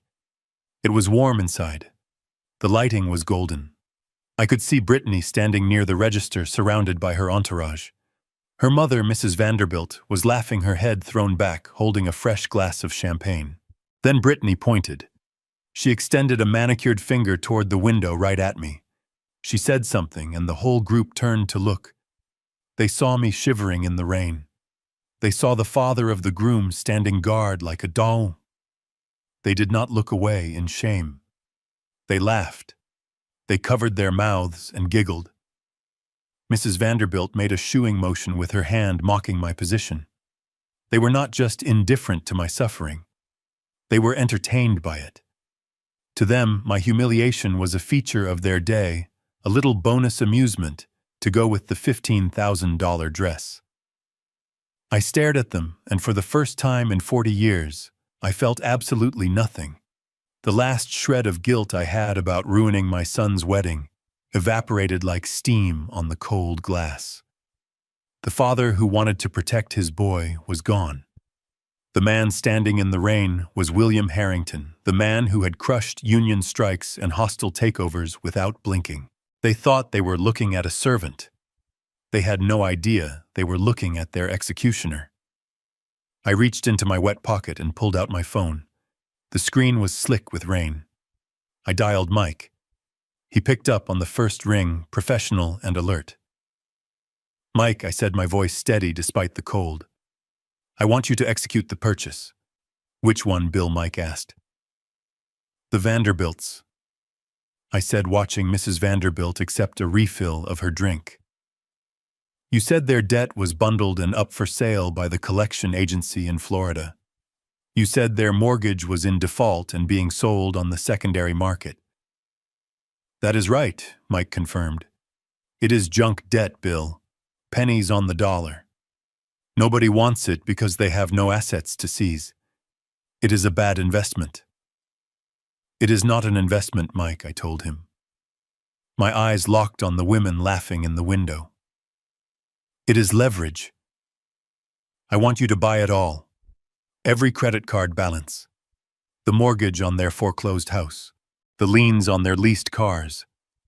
I want to own every single dime they owe to every single creditor." There was a pause on the line. "You want to be their sole creditor. You want to be the one holding the leash." "I want to be the bank, Mike," I said. "I want to be the reason they wake up sweating in the middle of the night. Buy it. Pay whatever premium you have to pay to get the paperwork done by Friday. When they walk into that wedding, I want to legally own the shirts on their backs." "Consider it done," Mike said. "And Bill, get out of the rain. You are going to catch pneumonia." I hung up the phone. I looked at the Range Rover beside me. It was a beautiful machine. I ran my hand along the hood. Then very deliberately, I leaned against it. I took a handful of greasy washers from my pocket, leftovers from the garage, and started tossing them gently in my hand, letting the oil and grime drip onto the pristine white paint. I stayed there for another 10 minutes just to make sure they saw me. When Brittany finally looked out again, her smile vanished. She saw me staring back at her, unblinking, unmoving, a dark stain on her perfect white world. She looked annoyed. She tapped on the glass, gesturing for me to move. I smiled. It was the smile of a wolf watching a lamb play in the meadow. I tipped my wet cap to her, turned around, and walked away into the gray city, leaving her car unguarded, and her future sold to the highest bidder. 2 days before the wedding, I was sitting in my study looking at the rain streak against the window pane. The house was quiet, a stillness that felt heavy like the air before a tornado touches down. The phone rang at 11 o'clock at night. It was late. Too late for good news. I knew who it was before I even looked at the caller ID. I picked up the receiver. "Hello, Justin." There was no greeting, no apology for the hour, just the frantic, breathless voice of a man who was drowning in his own ambition. "We have a problem, Dad," Justin said. "A big problem. The resort just hit us with a surcharge. Security fees over time for the staff, expedited shipping for the truffle bar. It is a mess. I need more money." I tightened my grip on the phone. I had already given him $250,000. I had liquidated the phantom retirement fund. I had emptied the emergency savings he stole from. "How much, son?" I asked, keeping my voice level. $50,000, he said, "and I need it by tomorrow morning, or they pull the plug on the reception dinner." $50,000. It was an obscene amount for last-minute fees. It was a lie, of course. There were no surcharges. The contracts I signed, the real ones, locked in the prices. He needed cash. He probably had a gambling debt called in, or Brittany had seen a diamond necklace she couldn't live without. "Justin," I said, injecting a tremor into my voice, "I do not have $50,000 lying around. I gave you everything. The house is mortgaged to the hilt. The accounts are dry. I cannot just conjure money out of thin air." There was a silence on the line. It lasted for 10 seconds, but it felt like 10 years. Then Justin spoke. His voice was different. It wasn't frantic anymore. It was cold. It was the voice of a stranger. "Then find it, Dad. Go to a loan shark. Sell your truck. I do not care how you get it. But if that money is not in my account by 9 a.m., you do not have to worry about missing the wedding." "What do you mean?" I asked. "I mean," Justin said, his words slow and deliberate, "if you do not pay, I am going to solve the problem of your absence myself. I will tell everyone you died." I stopped breathing. The clock on the wall seemed to stop ticking. "I will tell them you had a heart attack last night," Justin continued. "It is actually better that way. It is cleaner. A tragic death adds a layer of sympathy to the event. People will feel sorry for me. It is much better than explaining that my father is a broke loser who couldn't afford a suit. So you have a choice. Pay the $50,000, and you get to be the living, absent father. Do not pay, and you are the dead father. Either way, I win. But if you want to keep breathing in the eyes of my world, you will pay." He was threatening to erase me. He was willing to kill me off metaphorically to save face. To him, my death was a useful plot point, a narrative device to garner sympathy and explain away my empty seat. It was the ultimate devaluation of a human life. He did not just see me as an ATM. He saw me as a prop. I felt a tear slide down my cheek. It was hot and angry. "You would do that," I whispered. "You would tell your wife, your in-laws, your friends that I am dead." "I will do whatever it takes to protect this day," Justin said. "Do we have a deal?" I looked at the photo of Catherine on my desk. I looked at the empty house. I realized then that the son I loved had died a long time ago. The man on the phone was just a ghost haunting his memory. "Okay, Justin," I said. "I will find the money. I will make a few calls. You will have it by morning." "Good," he said. "Thanks, Dad. Be thankful I am letting you contribute. It is the least you can do." He hung up. I sat there in the dark. Be thankful. He wanted me to be thankful for the privilege of being extorted. He wanted me to be grateful that he wasn't declaring me dead. I wiped the tear from my face. I stood up. I walked to the safe in the corner of the room and dialed the combination. Inside was a satellite phone and a ledger. I picked up the phone and dialed Mike. "I am sending the 50,000, I told him. "Bill, are you crazy?" Mike asked. "You are bleeding out." "No," I said. "I am baiting the hook. I am sending him the money. But Mike, I want you to trace where it goes. I know it is not for the resort. I will track it," Mike said. "And one more thing, Mike." "Yeah, Bill, prepare the jet. I am coming to Aspen. If my son wants to tell people I am dead, I think I should be there to witness my own resurrection." I sat in the dim light of my study staring at the glowing screen of my laptop. The banking portal was open. The cursor blinked in the amount field. $50,000. It was the ransom for my own existence. If I did not pay it, my son would declare me dead to the world. He would bury me before I had even taken my last breath, just to save face in front of people who did not matter. I typed in the numbers. 5, 0, 0, 0, 0. I clicked confirm. The screen flashed green. Transfer successful. The money was gone, speeding through the digital ether into Justin's account. He would wake up in the morning and see the balance. He would smile. He would think he had won. He would think he had squeezed the last drop of blood from the stone. I picked up my phone and typed a text message. It was painful to write, but necessary for the illusion. Money sent. Please do not kill me off. Enjoy the day. I hit send. Then I put the phone down and picked up the satellite phone I kept in the wall safe. This was the line I used for business that did not exist on paper. I dialed Mike.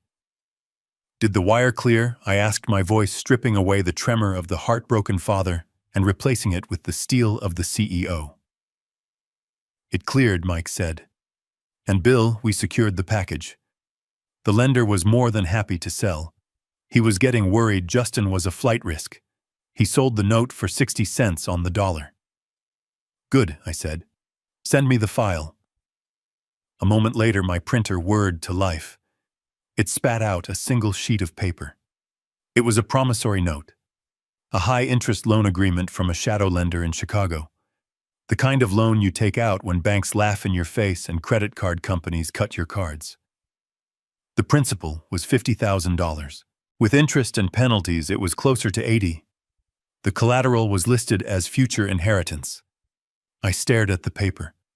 My son had bet against my life. He had borrowed money from criminals, promising to pay them back with the money he expected to get when I died. He had literally leveraged my death to fund his lifestyle. I placed the document on my desk next to the thick file containing the Vanderbilt mortgages and credit card debt. I looked at the two piles. On the left, the parents of the bride, destitute frauds living on borrowed time. On the right, the groom, a gambler and a thief betting on his father's grave. And in the middle, sitting in a leather chair in a house they wanted to sell, was the bank. I was no longer just a father. I was no longer just a guest they didn't want. I was their creditor. I owned the roof over the Vanderbilts' heads. I owned the car Justin drove. I owned the gambling debts that kept him awake at night. I owned every single aspect of their financial lives. They thought they were walking into a wedding. They were walking into a foreclosure. I picked up a red pen.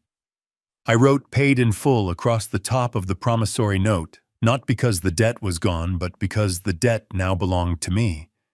I was the collection agency, and I was not interested in payment plans. I leaned back in my chair and looked at the photo of Catherine. They wanted a contribution, I whispered to the empty room. Well, they got one. I just bought their lives.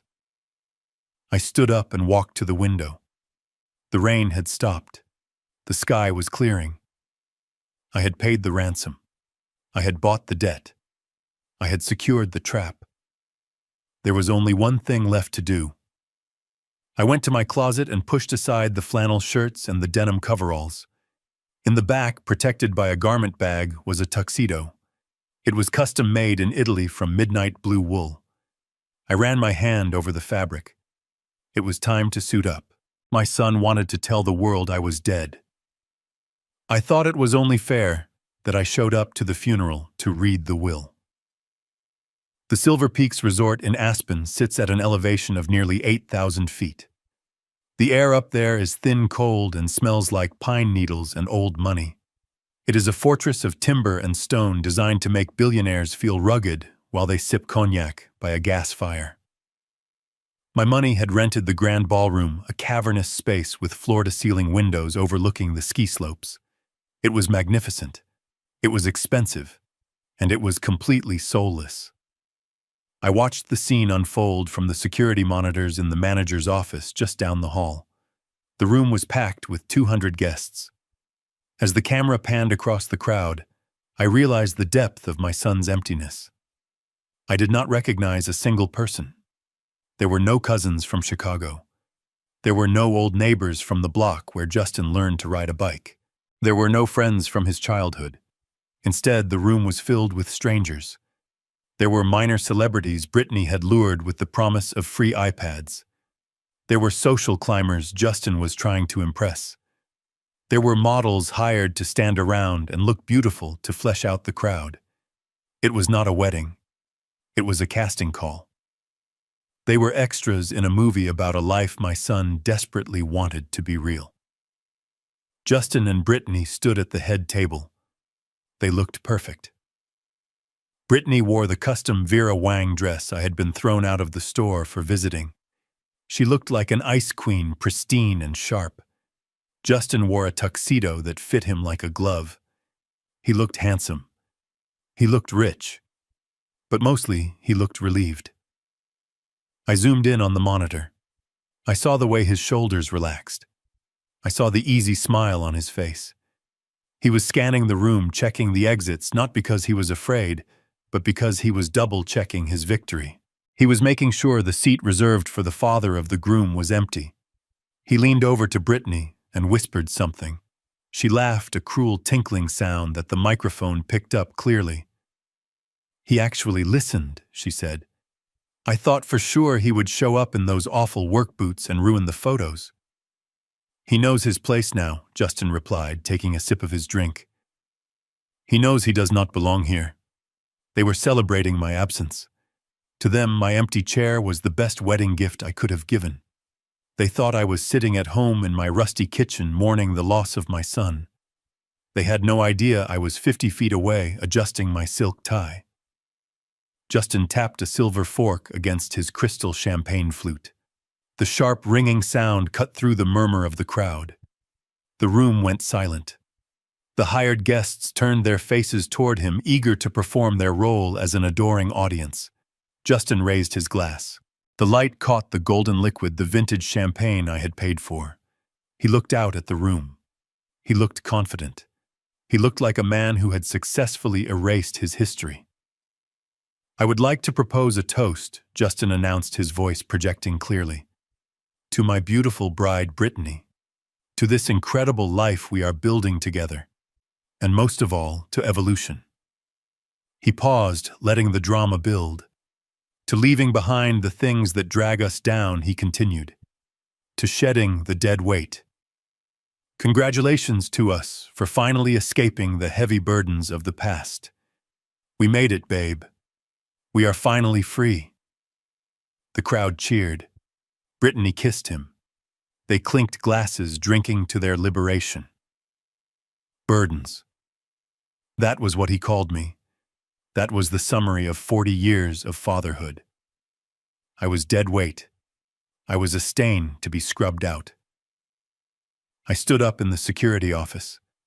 I smoothed the lapels of my midnight blue tuxedo. It was an Italian cut, far superior to the rental Justin was wearing. He wanted to escape the past. He wanted to be free. I walked to the door. I was about to show him that the past does not just disappear because you spent someone else's money to hide it. The past was walking down the hallway, and it was bringing the bill. The applause for my son's speech faded into a polite silence. The guests, hungry and slightly bored by Justin's self-aggrandizing toast, turned their attention to the stage. It was time for the entertainment. The schedule, printed on thick cream cardstock with gold lettering, promised a performance by the Velvet Sound, a 12-piece swing band flown in from New York City. Their fee alone was $25,000. They were the heartbeat of the party, the element Brittany had bragged about for months on social media. The lights in the ballroom dimmed. A spotlight swept across the room and landed on the velvet curtains at the far end of the hall. The drums were supposed to roll. The brass section was supposed to blast a triumphant opening note. Instead, there was a loud, high-pitched squeal of audio feedback. It pierced the air like a dentist's drill. Guests covered their ears. Brittany winced, her hand flying to her diamond necklace. Then the curtains parted. There was no 12-piece band. There were no men in tuxedos holding saxophones.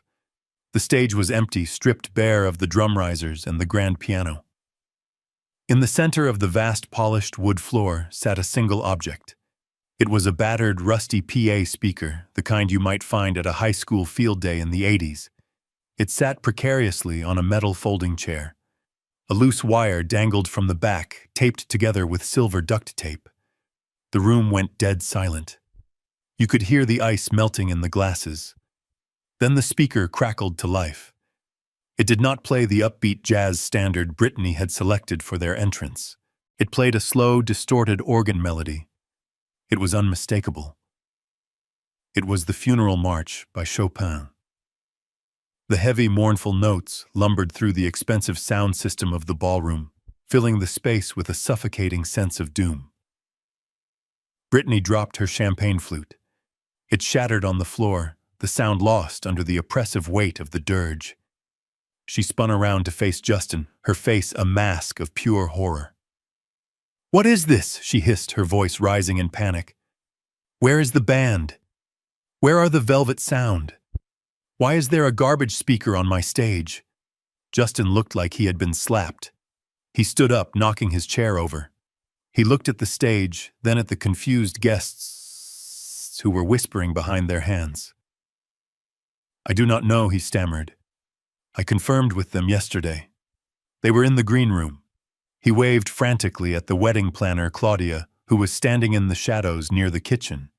She looked just as pale as he did. She was tapping furiously on her tablet, shaking her head. "Turn it off," Brittany shrieked.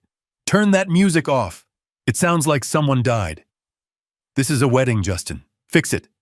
Justin grabbed a napkin and wiped sweat from his forehead. "It is just a mistake, babe," he said, though his voice lacked any conviction. "It is a technical glitch.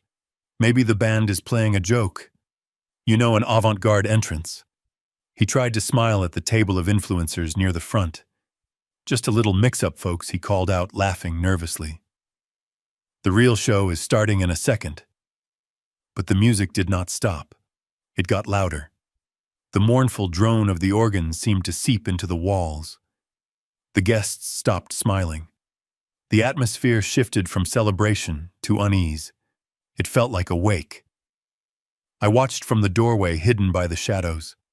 I adjusted my cufflink. It was not a glitch. I had personally fired the Velvet Sound 20 minutes ago. I had paid their cancellation fee and sent them back to New York. And I had personally selected the playlist on the old iPod connected to that speaker. My son had threatened to tell the world I was dead. He wanted to use my death as a prop for his sympathy. I figured if he wanted a funeral, I should provide the soundtrack. Justin ran toward the stage, signaling for security to cut the power. But the security guards, my security guards, did not move. They stood with their arms crossed, watching the groom panic with stone-faced indifference. Brittany grabbed Justin's arm, her nails digging into his tuxedo jacket. "Do something," she whispered, her voice trembling with rage. "You are ruining my brand. Make it stop." Justin looked around the room, desperate for a savior. He looked at the Vanderbilts, who were staring at the empty stage with open mouths. He looked at his friends, but there was no one to help him. The checkbook was closed. The real show had just begun. I took a deep breath. The funeral march was reaching its crescendo. It was my cue. I stepped out of the shadows and into the light. The heavy oak doors at the back of the ballroom swung open with a slow, deliberate weight that commanded attention. The funeral march, which had been droning on from the lone speaker on the stage, finally cut out, replaced by a sudden, suffocating silence. 200 heads turned in unison. They were expecting the band to finally arrive. They were expecting a solution to the awkwardness. Instead, they got me. I stepped across the threshold and into the golden light of the chandeliers. I was not wearing my grease-stained coveralls. I was not wearing the flannel shirt with the frayed collar that Justin despised. I was wearing a midnight blue tuxedo custom-tailored by a master in Milan. The wool was so fine it absorbed the light rather than reflecting it. The lapels were black silk, sharp enough to cut glass. My shirt was crisp white Egyptian cotton, and my cufflinks were solid platinum, simple, understated, and worth more than the engagement ring on Brittany's finger. I did not walk alone. Flanking me in a diamond formation were 4 men who looked like they were carved out of granite. They wore matching black suits, earpieces coiling down their necks, and expressions of absolute professional indifference. These were not the resort security guards. These were private contractors, men who had protected diplomats and heads of state. They moved with me, matching my stride, their eyes scanning the room for threats. Behind them walked Leonard, my attorney, carrying a thick leather briefcase that contained the paperwork for the evening's execution. I walked down the center aisle. The sound of my Italian leather shoes striking the floor was rhythmic and confident. It was the walk of a man who owned the ground beneath his feet. I kept my chin up, my eyes locked on the stage where my son stood frozen. A ripple of whispers broke out across the room. I could hear them as I passed the tables. "Who is that?" someone whispered. "Is that a senator?" another asked. "He looks important." They did not recognize me. Even the few people who had met me briefly during the engagement process squinted in confusion. They could not reconcile the image of the sad, poor old man they had been told about, with the Titan walking toward the head table. I saw the Vanderbilts sitting at the front. Mr. Vanderbilt dropped his fork. His mouth hung open. He recognized the suit. He recognized the way I carried myself. For the first time, he looked frightened. He realized that the man he had forced to pay for dinner was not a victim, but a predator playing with his food. Mrs. Vanderbilt clutched her pearls, her face draining of color. But it was Justin who reacted the most violently. He stood at the edge of the stage, his hands gripping the railing until his knuckles turned white. He squinted against the spotlight, trying to make sense of the figure approaching him. When he finally realized it was me, his shock turned instantly to a blinding rage. He did not see the expensive suit. He did not see the power. He only saw the father he had banned, disobeying a direct order. He vaulted off the stage, landing clumsily on the dance floor. He rushed toward me, his face twisted into a snarl. His rental tuxedo looked cheap and ill-fitting compared to mine. He looked like a boy playing dress-up, while I looked like the man who owned the costume shop. "Security!" he screamed, his voice cracking. "Where is security? Get this man out of here! He is crashing the party!" He stormed down the aisle, pointing a shaking finger at my chest. "What do you think you are doing?" he hissed when he was 10 feet away. "I told you not to come. I told you that you were not welcome. Look at you. You rented a suit to try and impress these people. You look ridiculous. Get out before I have you dragged out. You are ruining everything." He lunged forward, reaching out to grab the lapel of my jacket. He wanted to shake me. He wanted to physically throw me out of the room to reassert his dominance. He never touched me. One of my bodyguards, a man named Stone, who was 6'5" and built like a tank, stepped in front of me with the speed of a striking cobra. He did not hit Justin. He simply became an immovable wall. Justin slammed into Stone's chest and bounced off, stumbling backward. "Do not touch him," Stone said. His voice was low, a deep rumble that vibrated in the floorboards. "Step back." Justin looked at Stone, then at me. He was bewildered. He looked around for the resort security, expecting them to come to his aid. He saw the head of resort security standing by the wall, arms crossed, watching the scene with a bored expression. "Why aren't you doing anything?" Justin screamed at the resort staff. "I am the groom. I am paying for this. Throw them out. Throw them." I took a step forward, moving past my bodyguard, until I was face to face with my son. I could smell the fear sweating off him mixed with the cheap cologne he wore. I looked him in the eyes, and I saw nothing. No love, no respect. Just panic and greed. "You are not paying for anything, Justin," I said, my voice calm but projecting clearly to the silent room. "You have never paid for anything in your life." Justin laughed, a frantic, hysterical sound. "Go home, Dad. Go back to your garage. You are drunk. You are senile. You do not know what is happening." I fixed my cuffs. I looked at him with a pity that was colder than hate. "I know exactly what is happening, son," I said. "I am not crashing your party. I am upgrading it. And I think it is time everyone knew exactly who is picking up the tab." I signaled to Leonard. He stepped forward and handed me a microphone that he had pulled from his briefcase. I turned away from my son, leaving him standing there impotent and confused. I walked toward the stage. My bodyguards parted the sea of stunned guests, clearing a path for me.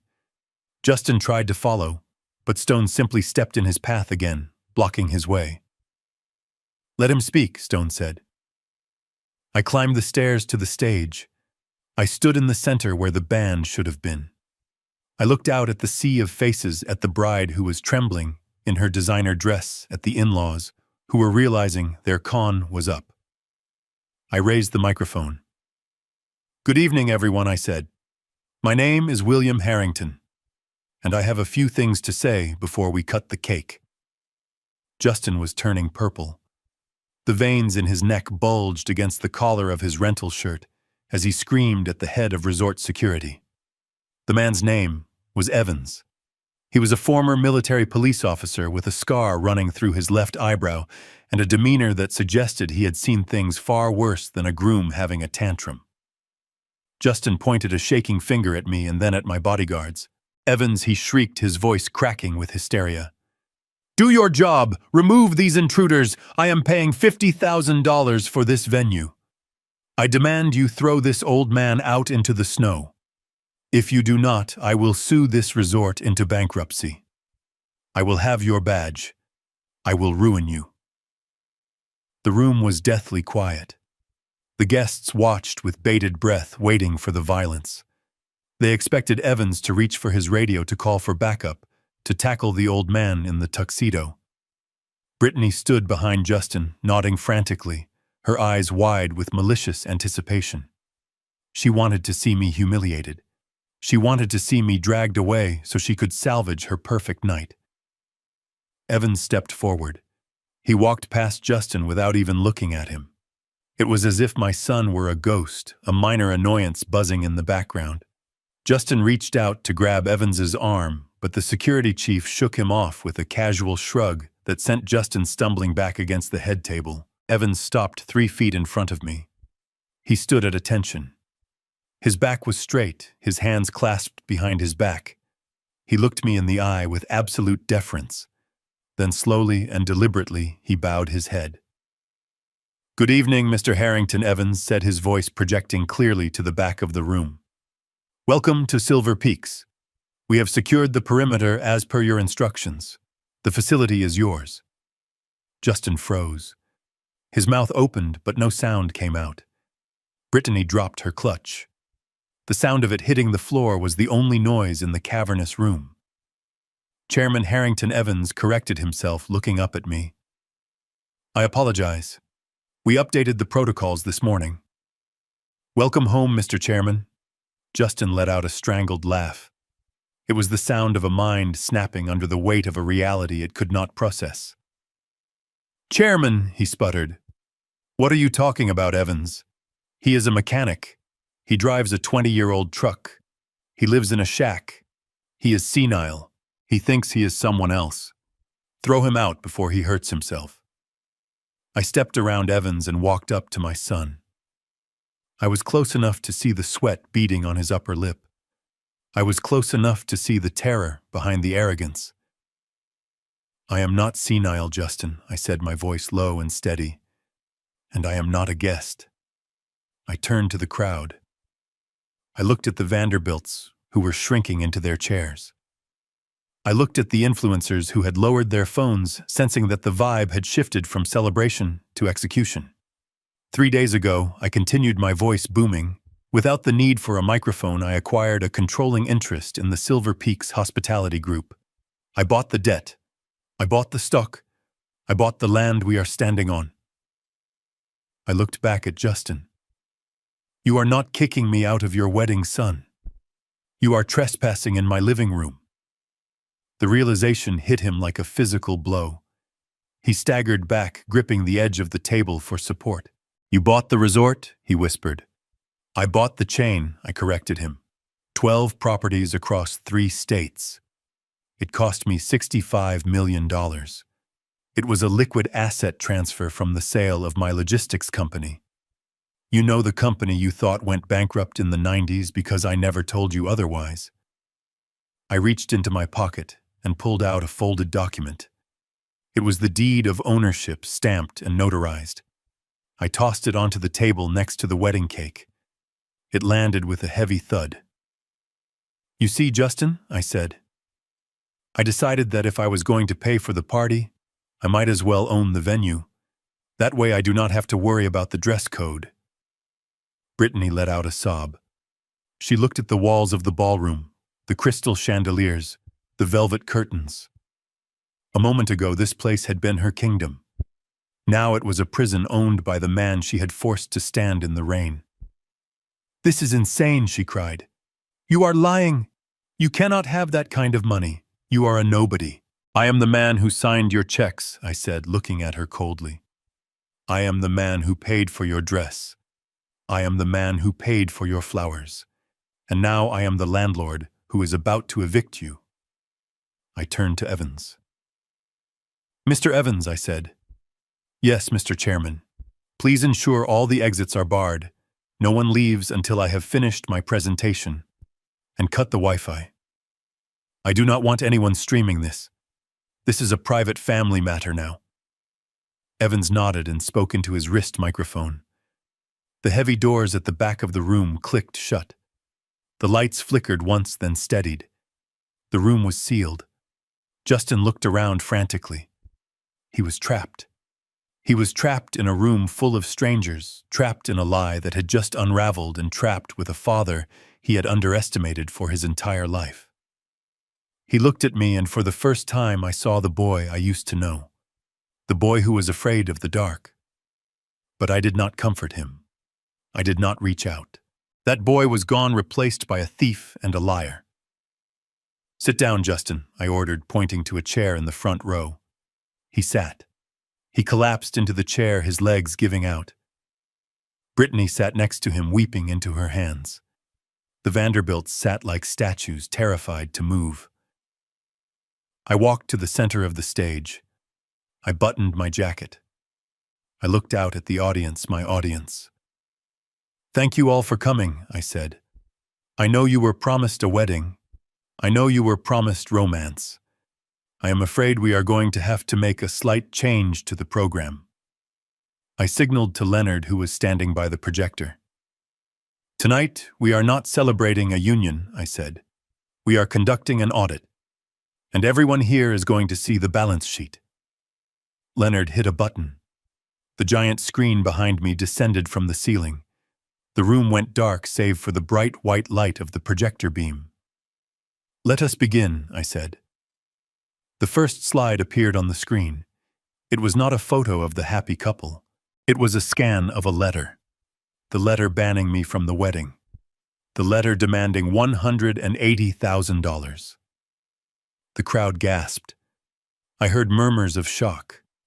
I smiled. It was the smile of a shark in a pool of tuna. "Welcome to the real wedding reception," I said. "I hope you are all comfortable. We have a lot to get through." I stood center stage, the microphone heavy and cold in my hand. The feedback whine had faded, replaced by a silence so thick it felt like a physical weight pressing down on the room. 200 people stared at me. They were strangers, mostly faces rented for the day, to fill out my son's fantasy of popularity, but in this moment, they were the jury. Justin sat in the front row, slumped in his chair like a marionette whose strings had been cut. His face was pale, the color of old ash. He stared up at me, his eyes wide and glassy, unable to look away. He knew what was coming, or maybe he just feared it, but he was powerless to stop it. He was a passenger in a car wreck, watching the wall approach in slow motion. I did not scream. I did not rage. I simply looked out at the sea of designer dresses and rented tuxedos and spoke with the quiet authority of a man who had spent 40 years commanding boardrooms. "You were all invited here to witness a union," I said, my voice amplified and clear, echoing off the vaulted ceiling. "You were told this was a celebration of love, a merging of two illustrious families. But I am afraid you have been misled. This is not a wedding. It is a transaction. And like any good businessman, I believe in transparency." I nodded to Leonard, who stood in the shadows by the AV console. He pressed a button. The massive screen behind me flickered to life. A beam of white light cut through the darkness, illuminating the dust motes dancing in the air. The image that appeared was not a romantic montage of the couple. It was not a slideshow of their childhoods. It was a high-resolution scan of a letter. The letter. The text was blown up to 10 feet tall, crisp and undeniable. The header read, "Wedding Protocol." The first paragraph detailed my banishment, citing aesthetic incompatibility. The second page displayed next to it was the invoice. Venue $50,000. Dress $15,000. Honeymoon $30,000. Total due $180,000. And at the bottom, highlighted in a brutal red box, was the handwritten note my son, Shimon, had scrawled with his own hand. "Be thankful I am letting you contribute." A collective gasp swept through the ballroom. It started in the front rows and rippled back like a wave. Hands flew to mouths. Whispers erupted sharp and shocked. I saw a woman in a sequined gown lean forward, squinting at the screen, then look at Justin with pure disgust. I saw a man shake his head, murmuring to his wife. They were reading the price tag of my son's love. I turned to look at the screen, letting the image burn into their retinas. "This is the invitation I received," I told them, pointing at the glowing words. My son told me I was too blue-collar to attend. He told me I would embarrass him, but he had no problem asking for my life savings to pay for the party I was not allowed to enter. I looked down at Justin. He was shaking.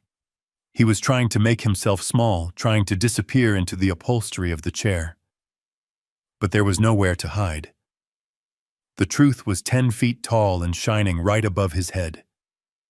$180,000, I continued, my voice dropping an octave. That is the cost of admission to this room. That is the price he put on his father's dignity. He told me to sell my house. He told me to cash out my pension. He told me to be grateful for the opportunity to go broke so he could look rich for all of you. I paused, letting the shame settle over him like a shroud.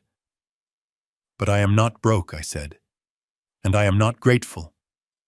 I signaled Leonard again with a sharp nod. The image on the screen flickered and changed. The invoice vanished, replaced by a string of text message screenshots. They were blown up so large that even the servers standing by the kitchen doors could read them. These were not the messages of a loving son checking in on his elderly father. These were the digital footprints of his contempt. "Read them," I commanded the room, my voice cutting through the stunned silence. "Read what the groom really thinks of his family." The texts were brutal.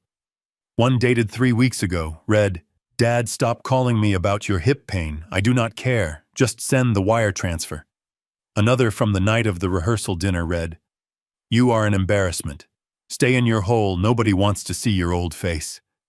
And the final one, sent just 2 days ago, read, "You are expired goods, old man. Just write the check and die already so I can get the rest." A woman in the second row audibly sobbed. Justin covered his face with his hands. He could not look at the screen. He could not look at me. He was drowning in his own malice, exposed for the world to see. Expired goods. I repeated the words, tasting like ash in my mouth.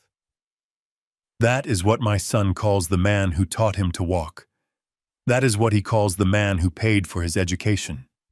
To him, I am just inventory that has gone bad. I turned my gaze to the front table where the Vanderbilts sat frozen in terror. Their faces were pale, the color of old parchment.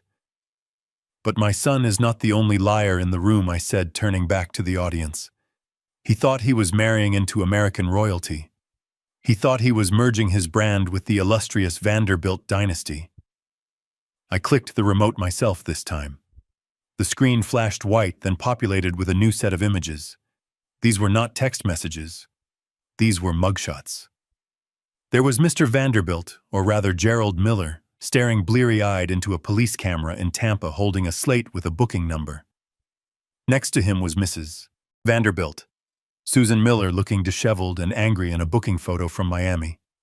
Surrounding their faces were documents, official government documents, foreclosure notices on a rental property in Florida, bankruptcy filings from 3 different states, and in the center, large and undeniable copies of active arrest warrants for check fraud and identity theft. The room erupted. It was chaos. People were standing up, pointing, taking photos of the screen. The facade of the high society wedding had shattered completely, leaving only the ugly, jagged shards of the truth. "Meet the Millers," I said, my voice booming over the commotion. "They are not billionaires. They are fugitives. They are not here to celebrate a marriage.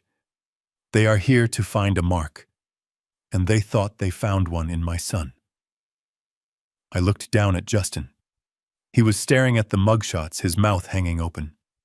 He looked at Brittany. She was not looking at him. She was looking at the exits, calculating her odds of escape.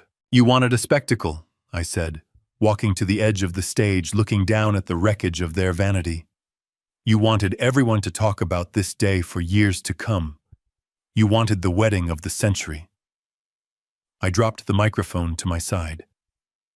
"Well, congratulations," I said. "I am giving you the lesson of the century." The silence that had held the room captive shattered into a million jagged pieces. It started with a low murmur, a rumble of confusion that quickly swelled into a roar of disbelief. The spell was broken. The carefully curated atmosphere of high society evaporated, leaving behind the raw, ugly scent of scandal. And just like sharks sensing blood in the water, the crowd turned. The influencers, the ones Brittany had courted so desperately, did not look away in polite embarrassment. They did exactly what they were trained to do. They pulled out their phones. 100 screens lit up in the darkness, like fireflies, all pointed at the stage, all pointed at the screen, all pointed at the wreckage of my son's life. They were not live streaming a wedding anymore. They were live streaming a train wreck. I saw a young woman in a backless gold dress, holding her phone high, laughing as she narrated the chaos to her followers. #wedding-fail, #scammer alert. The few guests who actually had money, the ones Justin had somehow tricked into attending, stood up with a synchronized motion of disgust. A man in the third row, a real estate developer I recognized from the trades, threw his napkin onto the table. He looked at Mr. Vanderbilt, who was now trying to hide his face behind a menu with pure contempt. "I cannot believe I wasted a Saturday on these grifters," he announced loudly.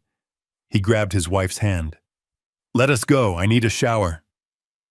The exits became a bottleneck of expensive fabrics and indignant egos.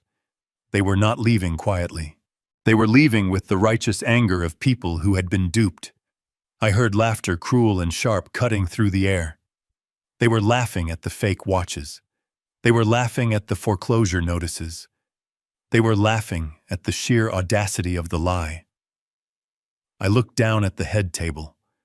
The Vanderbilts, the so-called royalty of Tampa, were crumbling. Mr. Vanderbilt Gerald Miller was slumped in his chair, his face a mask of gray terror. He knew what those warrants on the screen meant. He knew that the moment he stepped out of this room, his freedom was over. He looked at the exits, calculating his chances, but saw my security guards standing like statues blocking the way. Mrs. Vanderbilt Susan was weeping not with sorrow, but with the frantic, gasping sobs of a cornered animal. She tried to pull her fur stole over her head, trying to disappear, trying to block out the flashing lights of the phones that were documenting her downfall.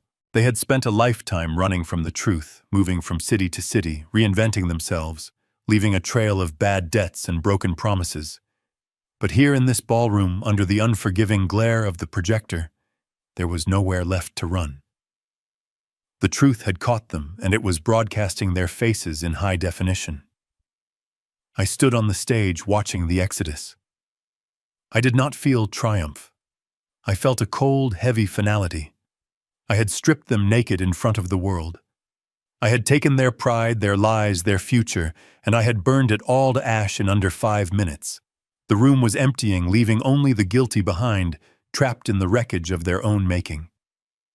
The laughter of the fleeing guests had faded, leaving behind a silence that was heavier than the noise. The ballroom was now a cavern of judgment, inhabited only by the guilty and the executioners. I stepped back from the microphone and nodded to Leonard. It was his turn now. He did not walk with my swagger. He walked with the terrifying precision of a machine that had been programmed to destroy.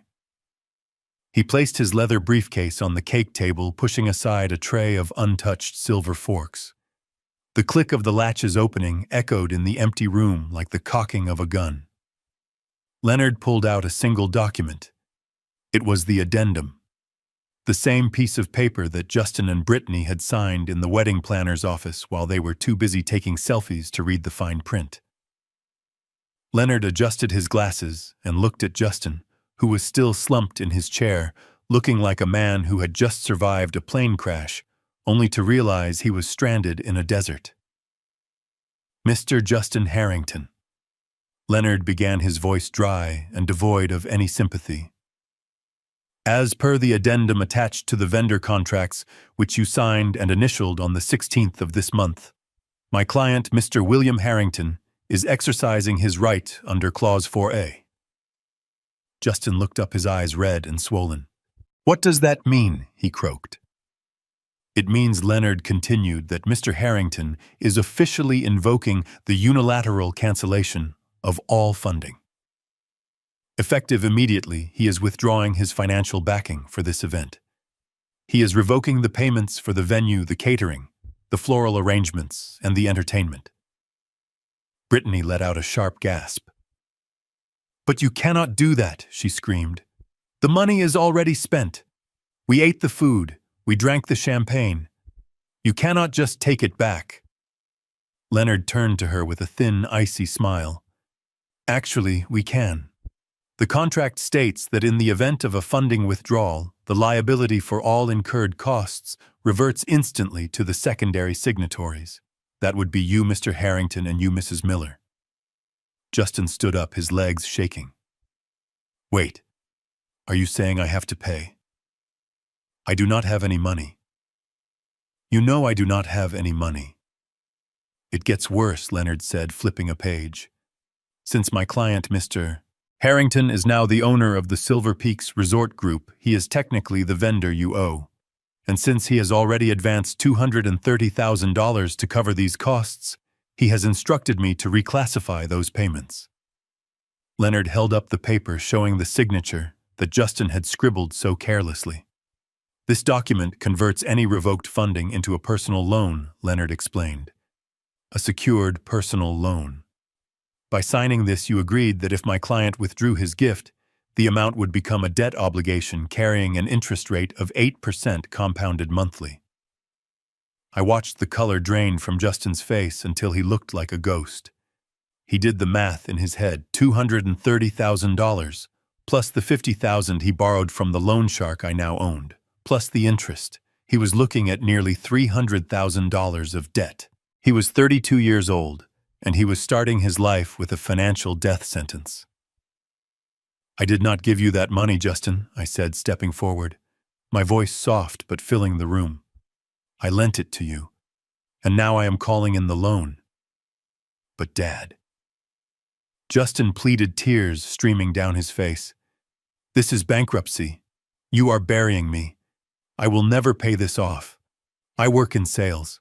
I make 40 grand a year. This will ruin me." I looked at him. I looked at the son who had threatened to tell the world I was dead. I looked at the son who had stolen from my emergency fund. "You wanted to be a big shot, son," I said. "You wanted to live like a Vanderbilt. Well, this is how the real world works. You signed the paper. You bought the ride. Now you have to pay the toll." Leonard closed the briefcase. The sound was final, like a cell door slamming shut. "We will be garnishing your wages starting next month," Leonard added, "and we will be placing a lien on your car. And since you listed your future inheritance as collateral for that other loan, we will be freezing any assets you thought you might get, which as of this morning is absolutely nothing." Justin collapsed back into the chair. He put his head in his hands and began to sob. It wasn't the crying of a child. It was the broken weeping of a man who realized he had sold his soul and didn't even get to keep the change. I watched him for a moment, feeling a distant pang of pity, but I crushed it instantly. He had dug this hole with a shovel made of greed. I was just the one filling it back in. The show was over and the lesson had been delivered, so now it was time to close the theater. I looked at Evans, the head of security, and gave a subtle nod. He raised his hand and snapped his fingers. It was a sharp sound that echoed in the emptiness of the ballroom. Immediately, the side doors swung open and a brigade of waitstaff marched in. They were not moving with the deferential grace of servers at a wedding. They moved with the efficient, brutal speed of a cleanup crew at a crime scene. They did not ask permission. They did not apologize. They simply began to erase the party. I watched as a waiter in a black vest walked up to the head table where the Vanderbilts were still sitting in stunned silence. Mr. Vanderbilt was staring at a plate of untouched lobster thermidor. He had not eaten in hours, and despite the terror of the arrest warrants, his hand drifted instinctively toward the fork. He was a grifter, and grifters never let a free meal go to waste, even when their world is burning. But before his fingers could touch the silver, the waiter snatched the plate away. "Excuse me," Mr. Vanderbilt protested, his voice weak and raspy. "I was going to eat that." "I am afraid that is property of the resort, sir," the waiter said coldly. "And since the account has been suspended, all food and beverage service is terminated immediately." The waiter stacked the plate on a tray, along with the crystal wineglasses that were still half full of vintage Cabernet. Mrs. Vanderbilt reached for a bread roll, her hand trembling. Another waiter swept the entire bread basket off the table before she could grab a crumb. It was humiliating. It was petty. And it was exactly what they deserved. They were being starved in the middle of a banquet they had tried to steal. Over by the stage, two large men were dismantling the wedding cake. It was a 6-tier masterpiece covered in sugar flowers that had cost $4,000. It had not even been cut yet. Brittany watched with hollow eyes as they lifted the heavy tiers onto a metal rolling cart. She looked like she wanted to scream, to throw herself in front of the cart, to save the symbol of her perfect day, but she did not move. She had no fight left.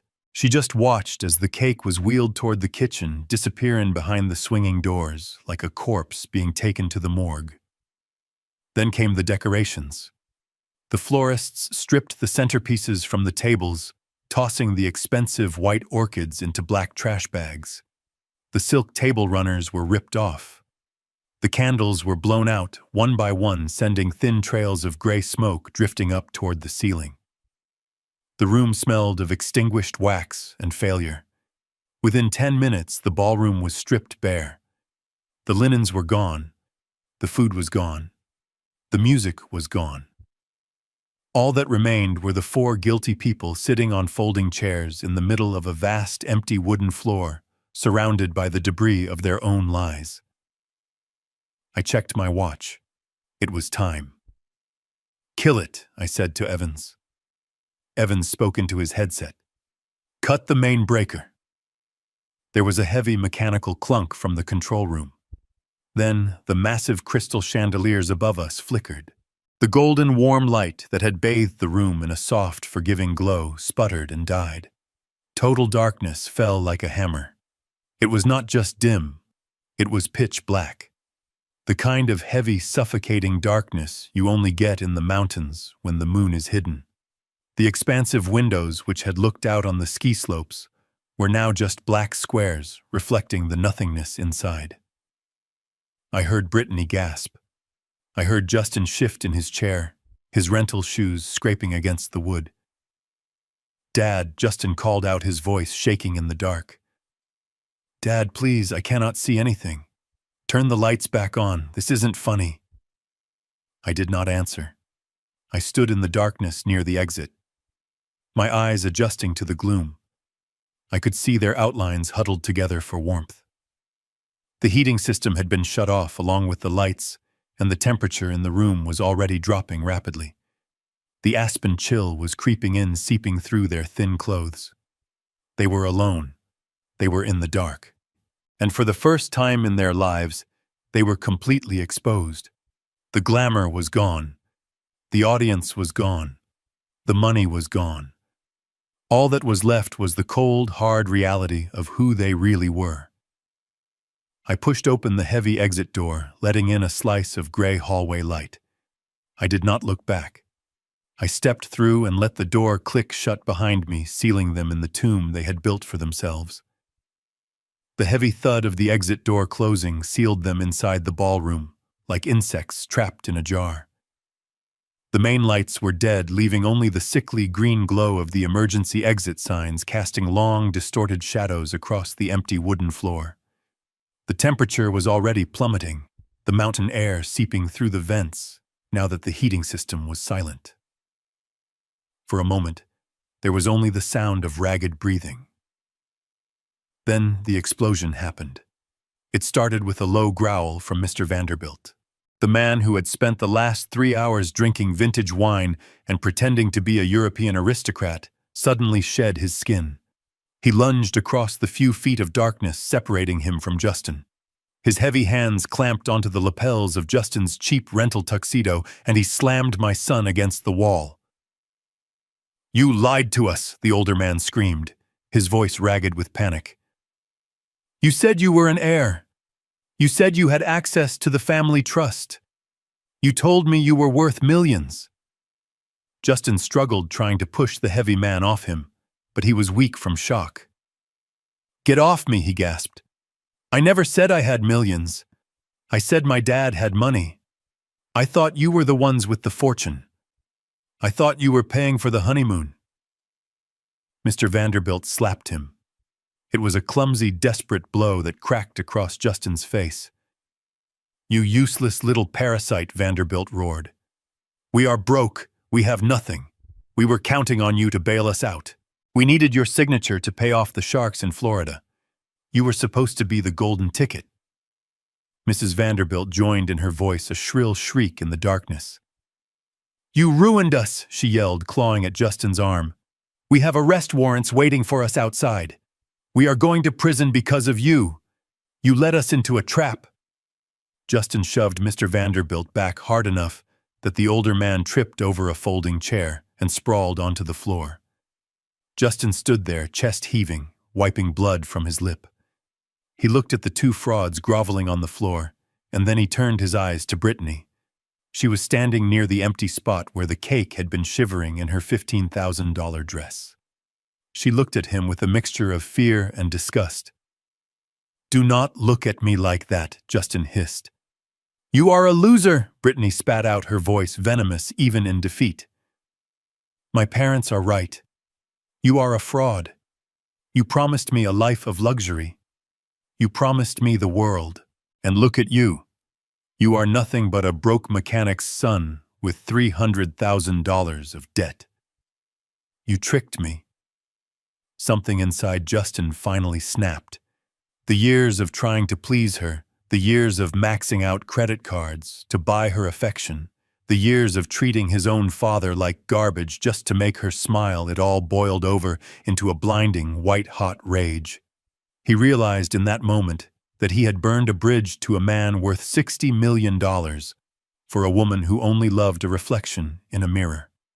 He rushed at her. He did not see his wife. He saw the architect of his destruction. He saw the voice that had whispered in his ear to ban his father. He saw the reason he was destitute. He grabbed her by the shoulders and shook her violently. "It was you," he screamed, saliva flying from his mouth. "It was all you. You made me hate him. You told me he was embarrassing. You told me he smelled like grease." He raised his hand and struck her. The sound of the slap echoed brutally in the empty cavern of the ballroom. Brittany fell back, clutching her cheek, screaming in shock. "My father is a billionaire." Justin howled, his voice breaking into a sob. "He owns this whole damn chain. He had the money all along. And because of you, because of your snobbery and your obsession with appearances, I treated him like dirt. I could have had it all, Brittany. We could have had the empire. But you wanted a Vogue wedding so bad that you made me throw away my own father." He looked down at his hands, shaking uncontrollably. "I hate you," he whispered, his voice echoing in the cold, dark room. "I hate all of you." The four of them stood there in the wreckage, the Vanderbilts on the floor, Brittany weeping on her knees, and Justin standing over them alone in the dark. They were a family of wolves who had finally run out of prey and had turned to tearing each other apart.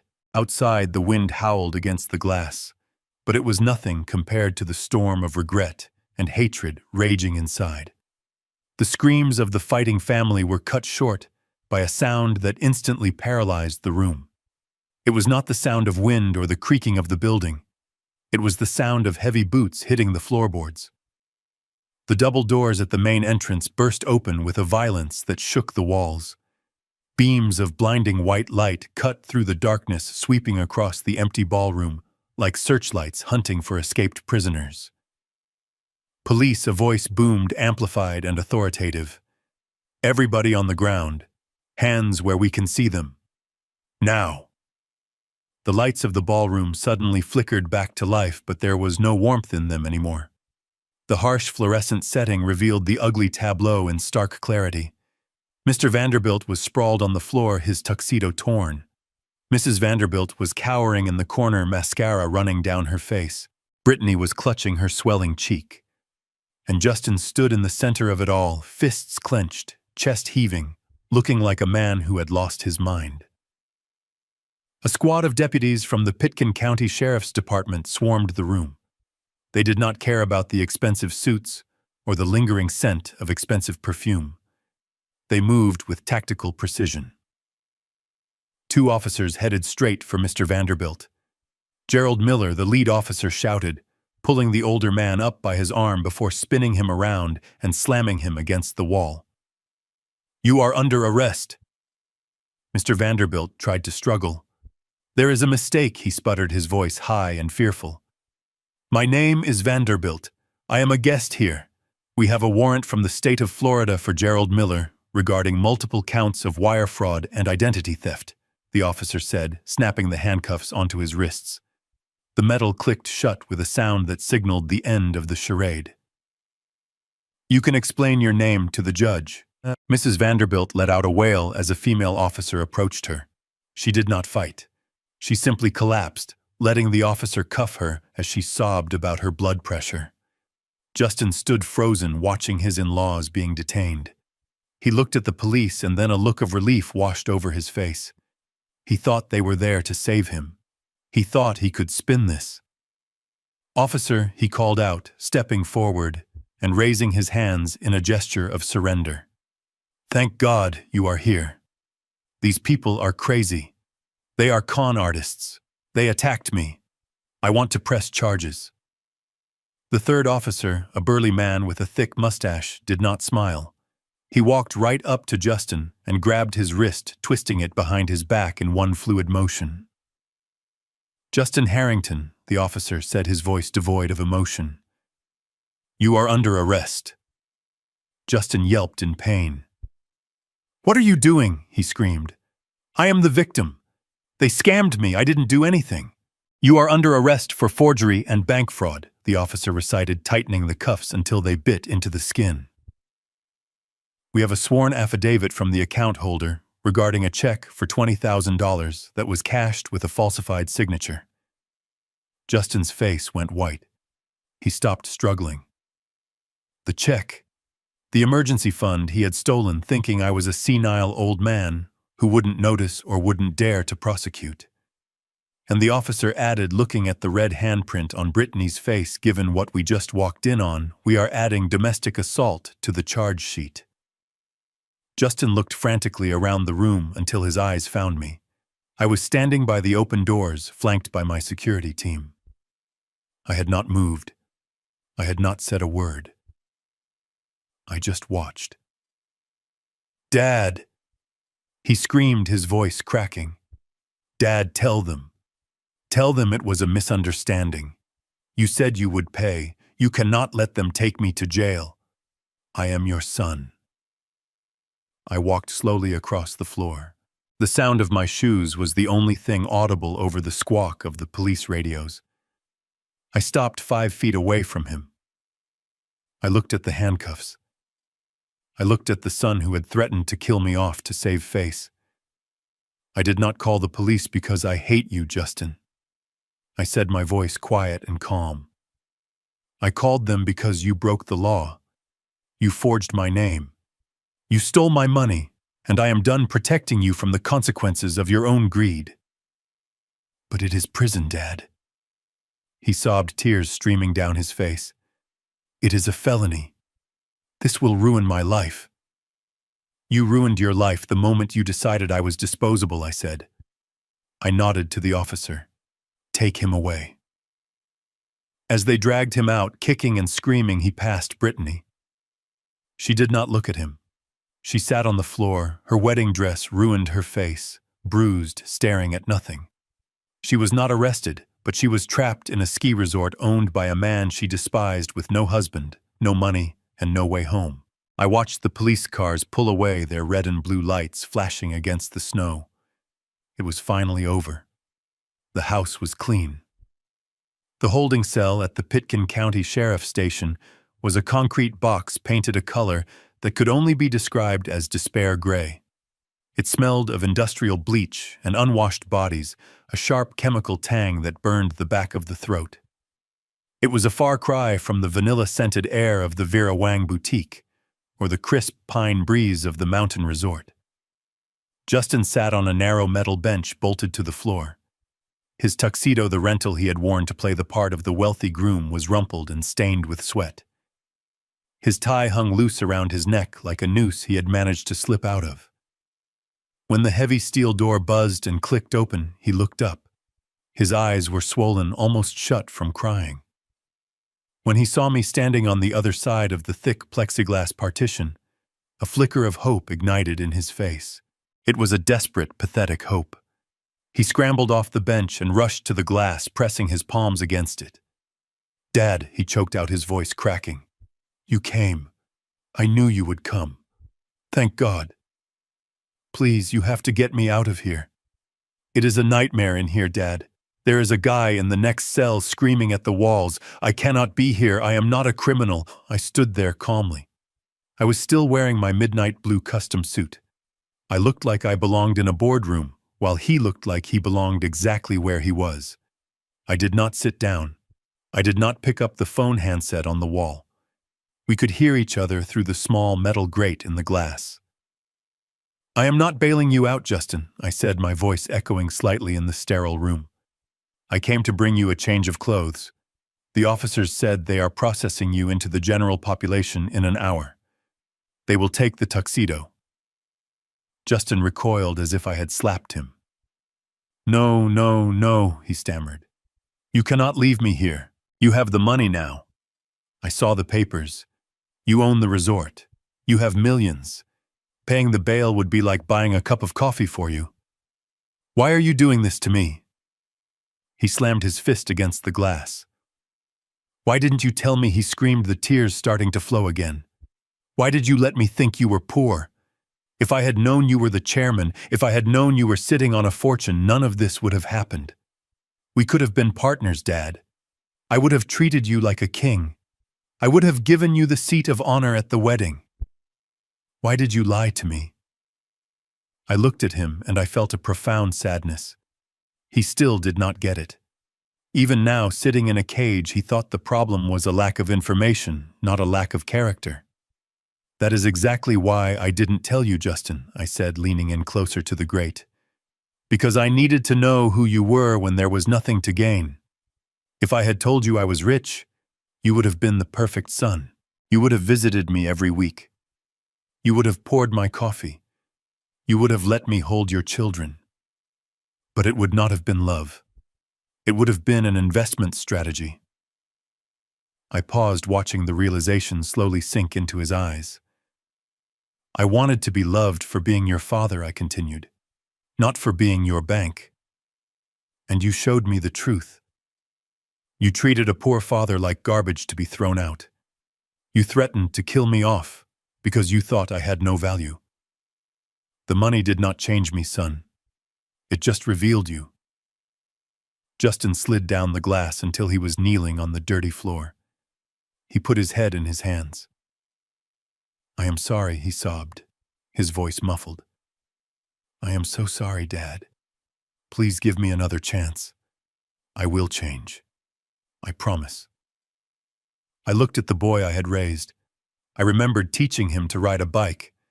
I remembered the day he graduated. But I also remembered the text messages calling me expired goods. I remembered the stolen check. "Some things cannot be fixed," I said. "You committed a crime, Justin. You stole from me. You assaulted a woman. Those are choices you made. Now you have to live in the world you built." I turned to leave.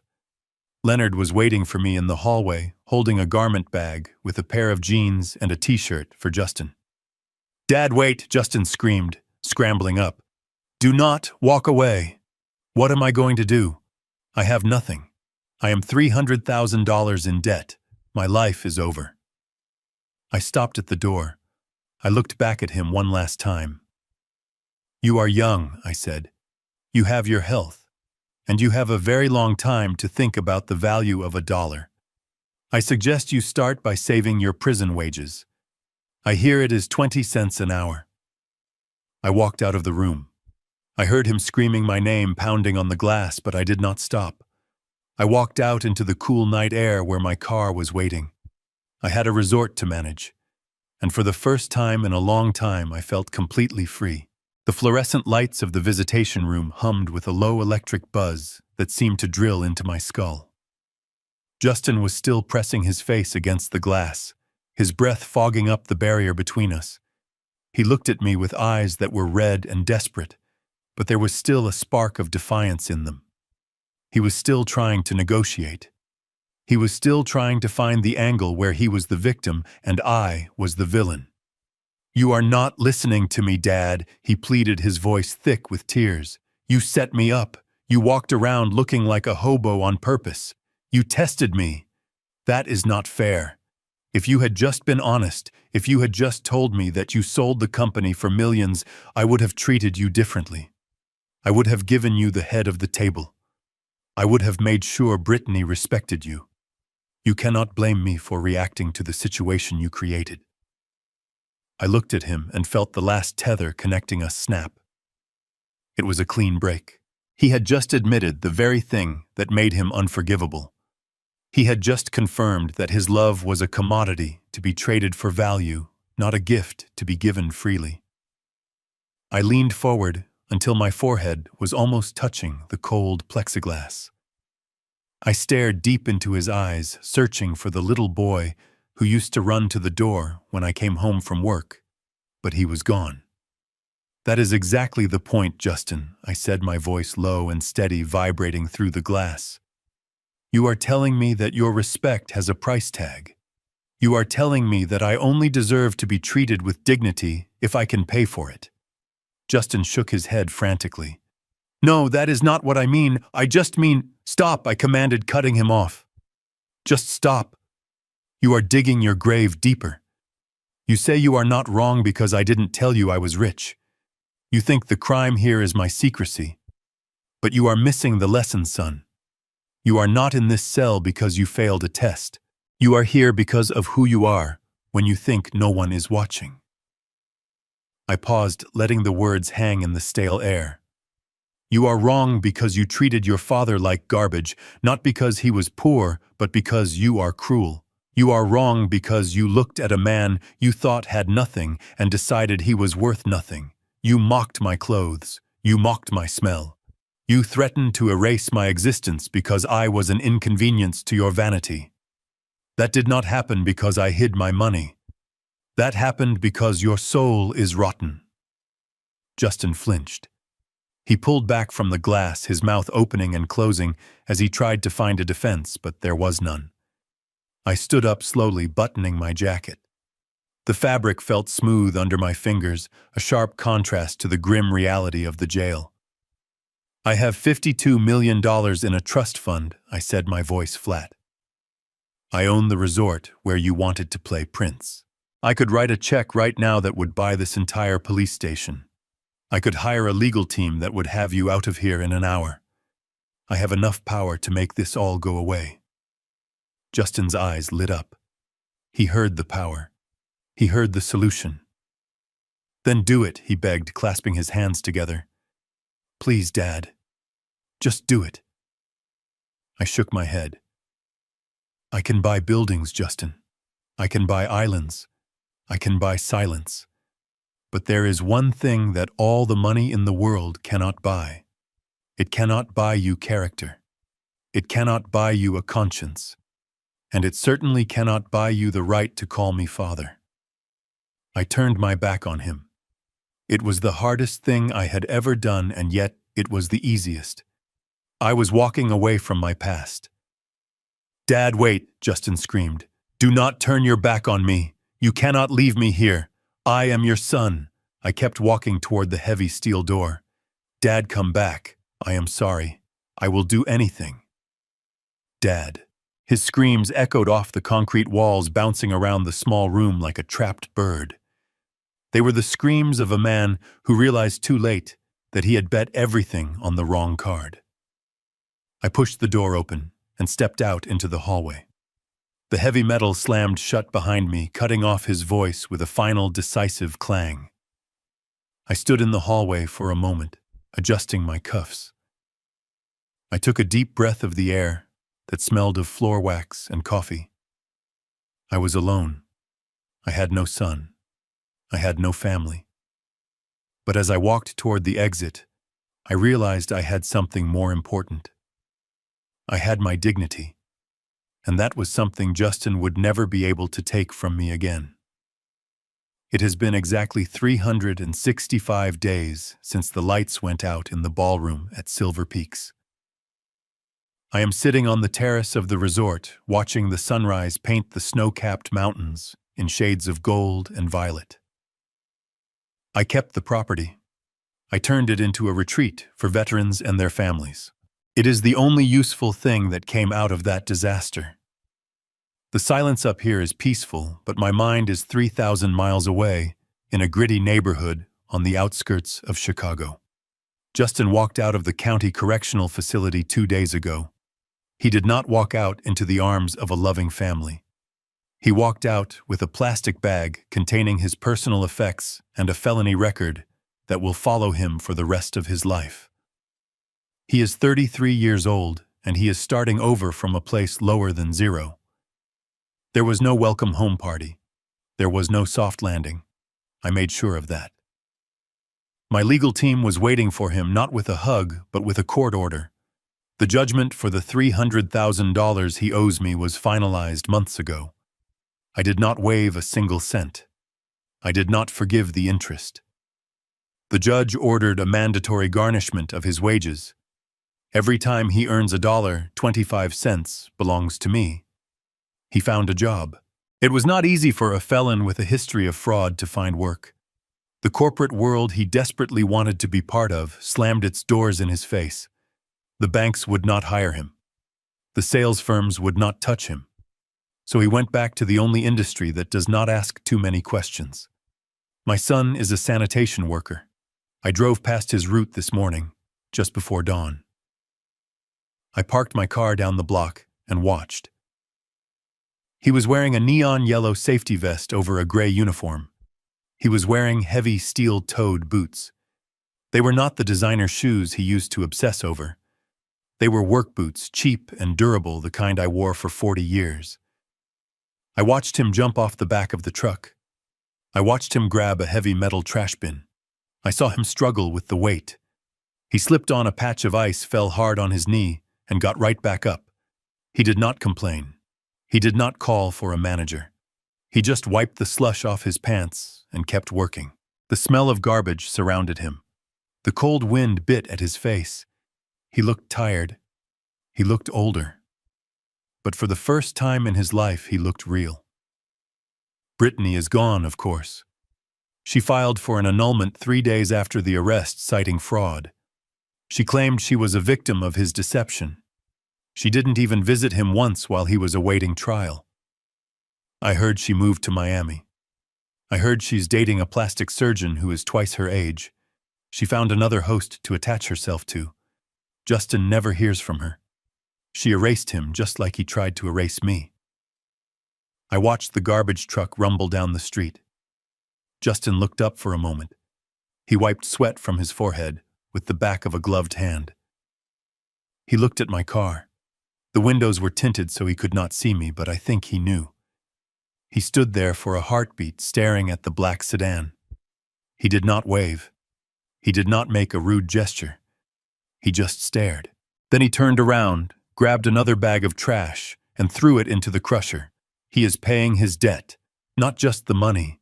He is paying for his arrogance. He is paying for his cruelty. Every morning when his alarm goes off at 4 o'clock, he has to remember why he is there. Every time his muscles ache, he has to remember the soft life he threw away. I put the car in gear and drove away. I did not stop to say hello. I did not offer him a ride. I am not his savior anymore. I am his creditor. He wanted to be a self-made man. He wanted to build a legacy. Well, now he has his chance. He is starting at the bottom just like I did. He is learning that dignity is not found in a bank account or a designer suit.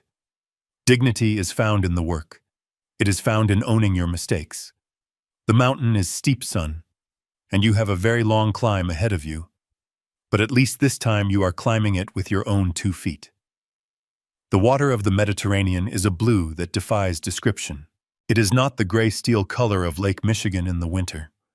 Nor is it the murky brown of the river that runs past the sanitation depot, where my son now spends his days. It is a deep, vibrant sapphire that looks like it is lit from within. I am sitting on the aft deck of the Catherine, named after the only woman who ever loved me for me. The teak deck is warm under my bare feet, and the air smells of salt and lemon trees drifting over from the Italian coast. I am not alone. Across from me sits Leonard wearing a linen shirt that is unbuttoned at the collar, looking more relaxed than I have ever seen him. Mike is here too, nursing a cold beer and laughing at a story about the old days, when we used to fix transmissions in a freezing garage for $20 an hour. There are no influencers here. There are no social climbers. There are no people checking their watches or their follower counts. There is just the easy, comfortable silence of men who have nothing left to prove. Leonard leans forward and pours a dark ruby liquid into my glass. It is a bottle of Chateau Margaux, the same vintage that was served at the wedding that never happened. But here on this boat, it does not taste like bitterness. It tastes like victory. "You look good," Bill Leonard says. "You look lighter." I nod, looking out at the horizon where the sea meets the sky. "I feel lighter, Leonard." For a long time I was carrying a weight that I did not even realize was crushing me. I was carrying the weight of a hope that was already dead. I was carrying the burden of a son who looked at me and saw only a target. People tell you that a parent's love is unconditional. They tell you that you should sacrifice everything for your children, that you should bleed yourself dry just to keep them warm. I used to believe that. I used to think that my job was to be the safety net that caught Justin every time he fell. But I realized something out on this water. A safety net does not help a man learn to fly. It just teaches him that gravity is optional. It teaches him that there are no consequences for failure. I did not lose a son back in Aspen. I lost a parasite. I lost a lie that had been living in my spare bedroom for 30 years. It hurts, of course. There is a phantom limb pain where my fatherhood used to be. I still wake up sometimes and wonder if he is eating, if he is warm, if he is okay. But then I remember the look on his face when he threatened to kill me off. I remember the greed, and the pain turns into a dull ache of necessity. I had to break him to save him. If I had bailed him out, if I had used my money to sweep his crimes under the rug, he would have become a monster. He would have gone through life destroying people thinking he was untouchable. Now he knows he is touchable. He knows that actions have weight. He knows that the world does not care about his last name. I took away his inheritance, but I gave him something far more valuable. I gave him reality. Mike raises his beer. "To new beginnings, Bill." I pick up my wine glass. The crystal catches the sunlight, shattering it into 1,000 tiny rainbows. I look at my friends. I look at the beautiful boat that I earned with my own sweat and blood.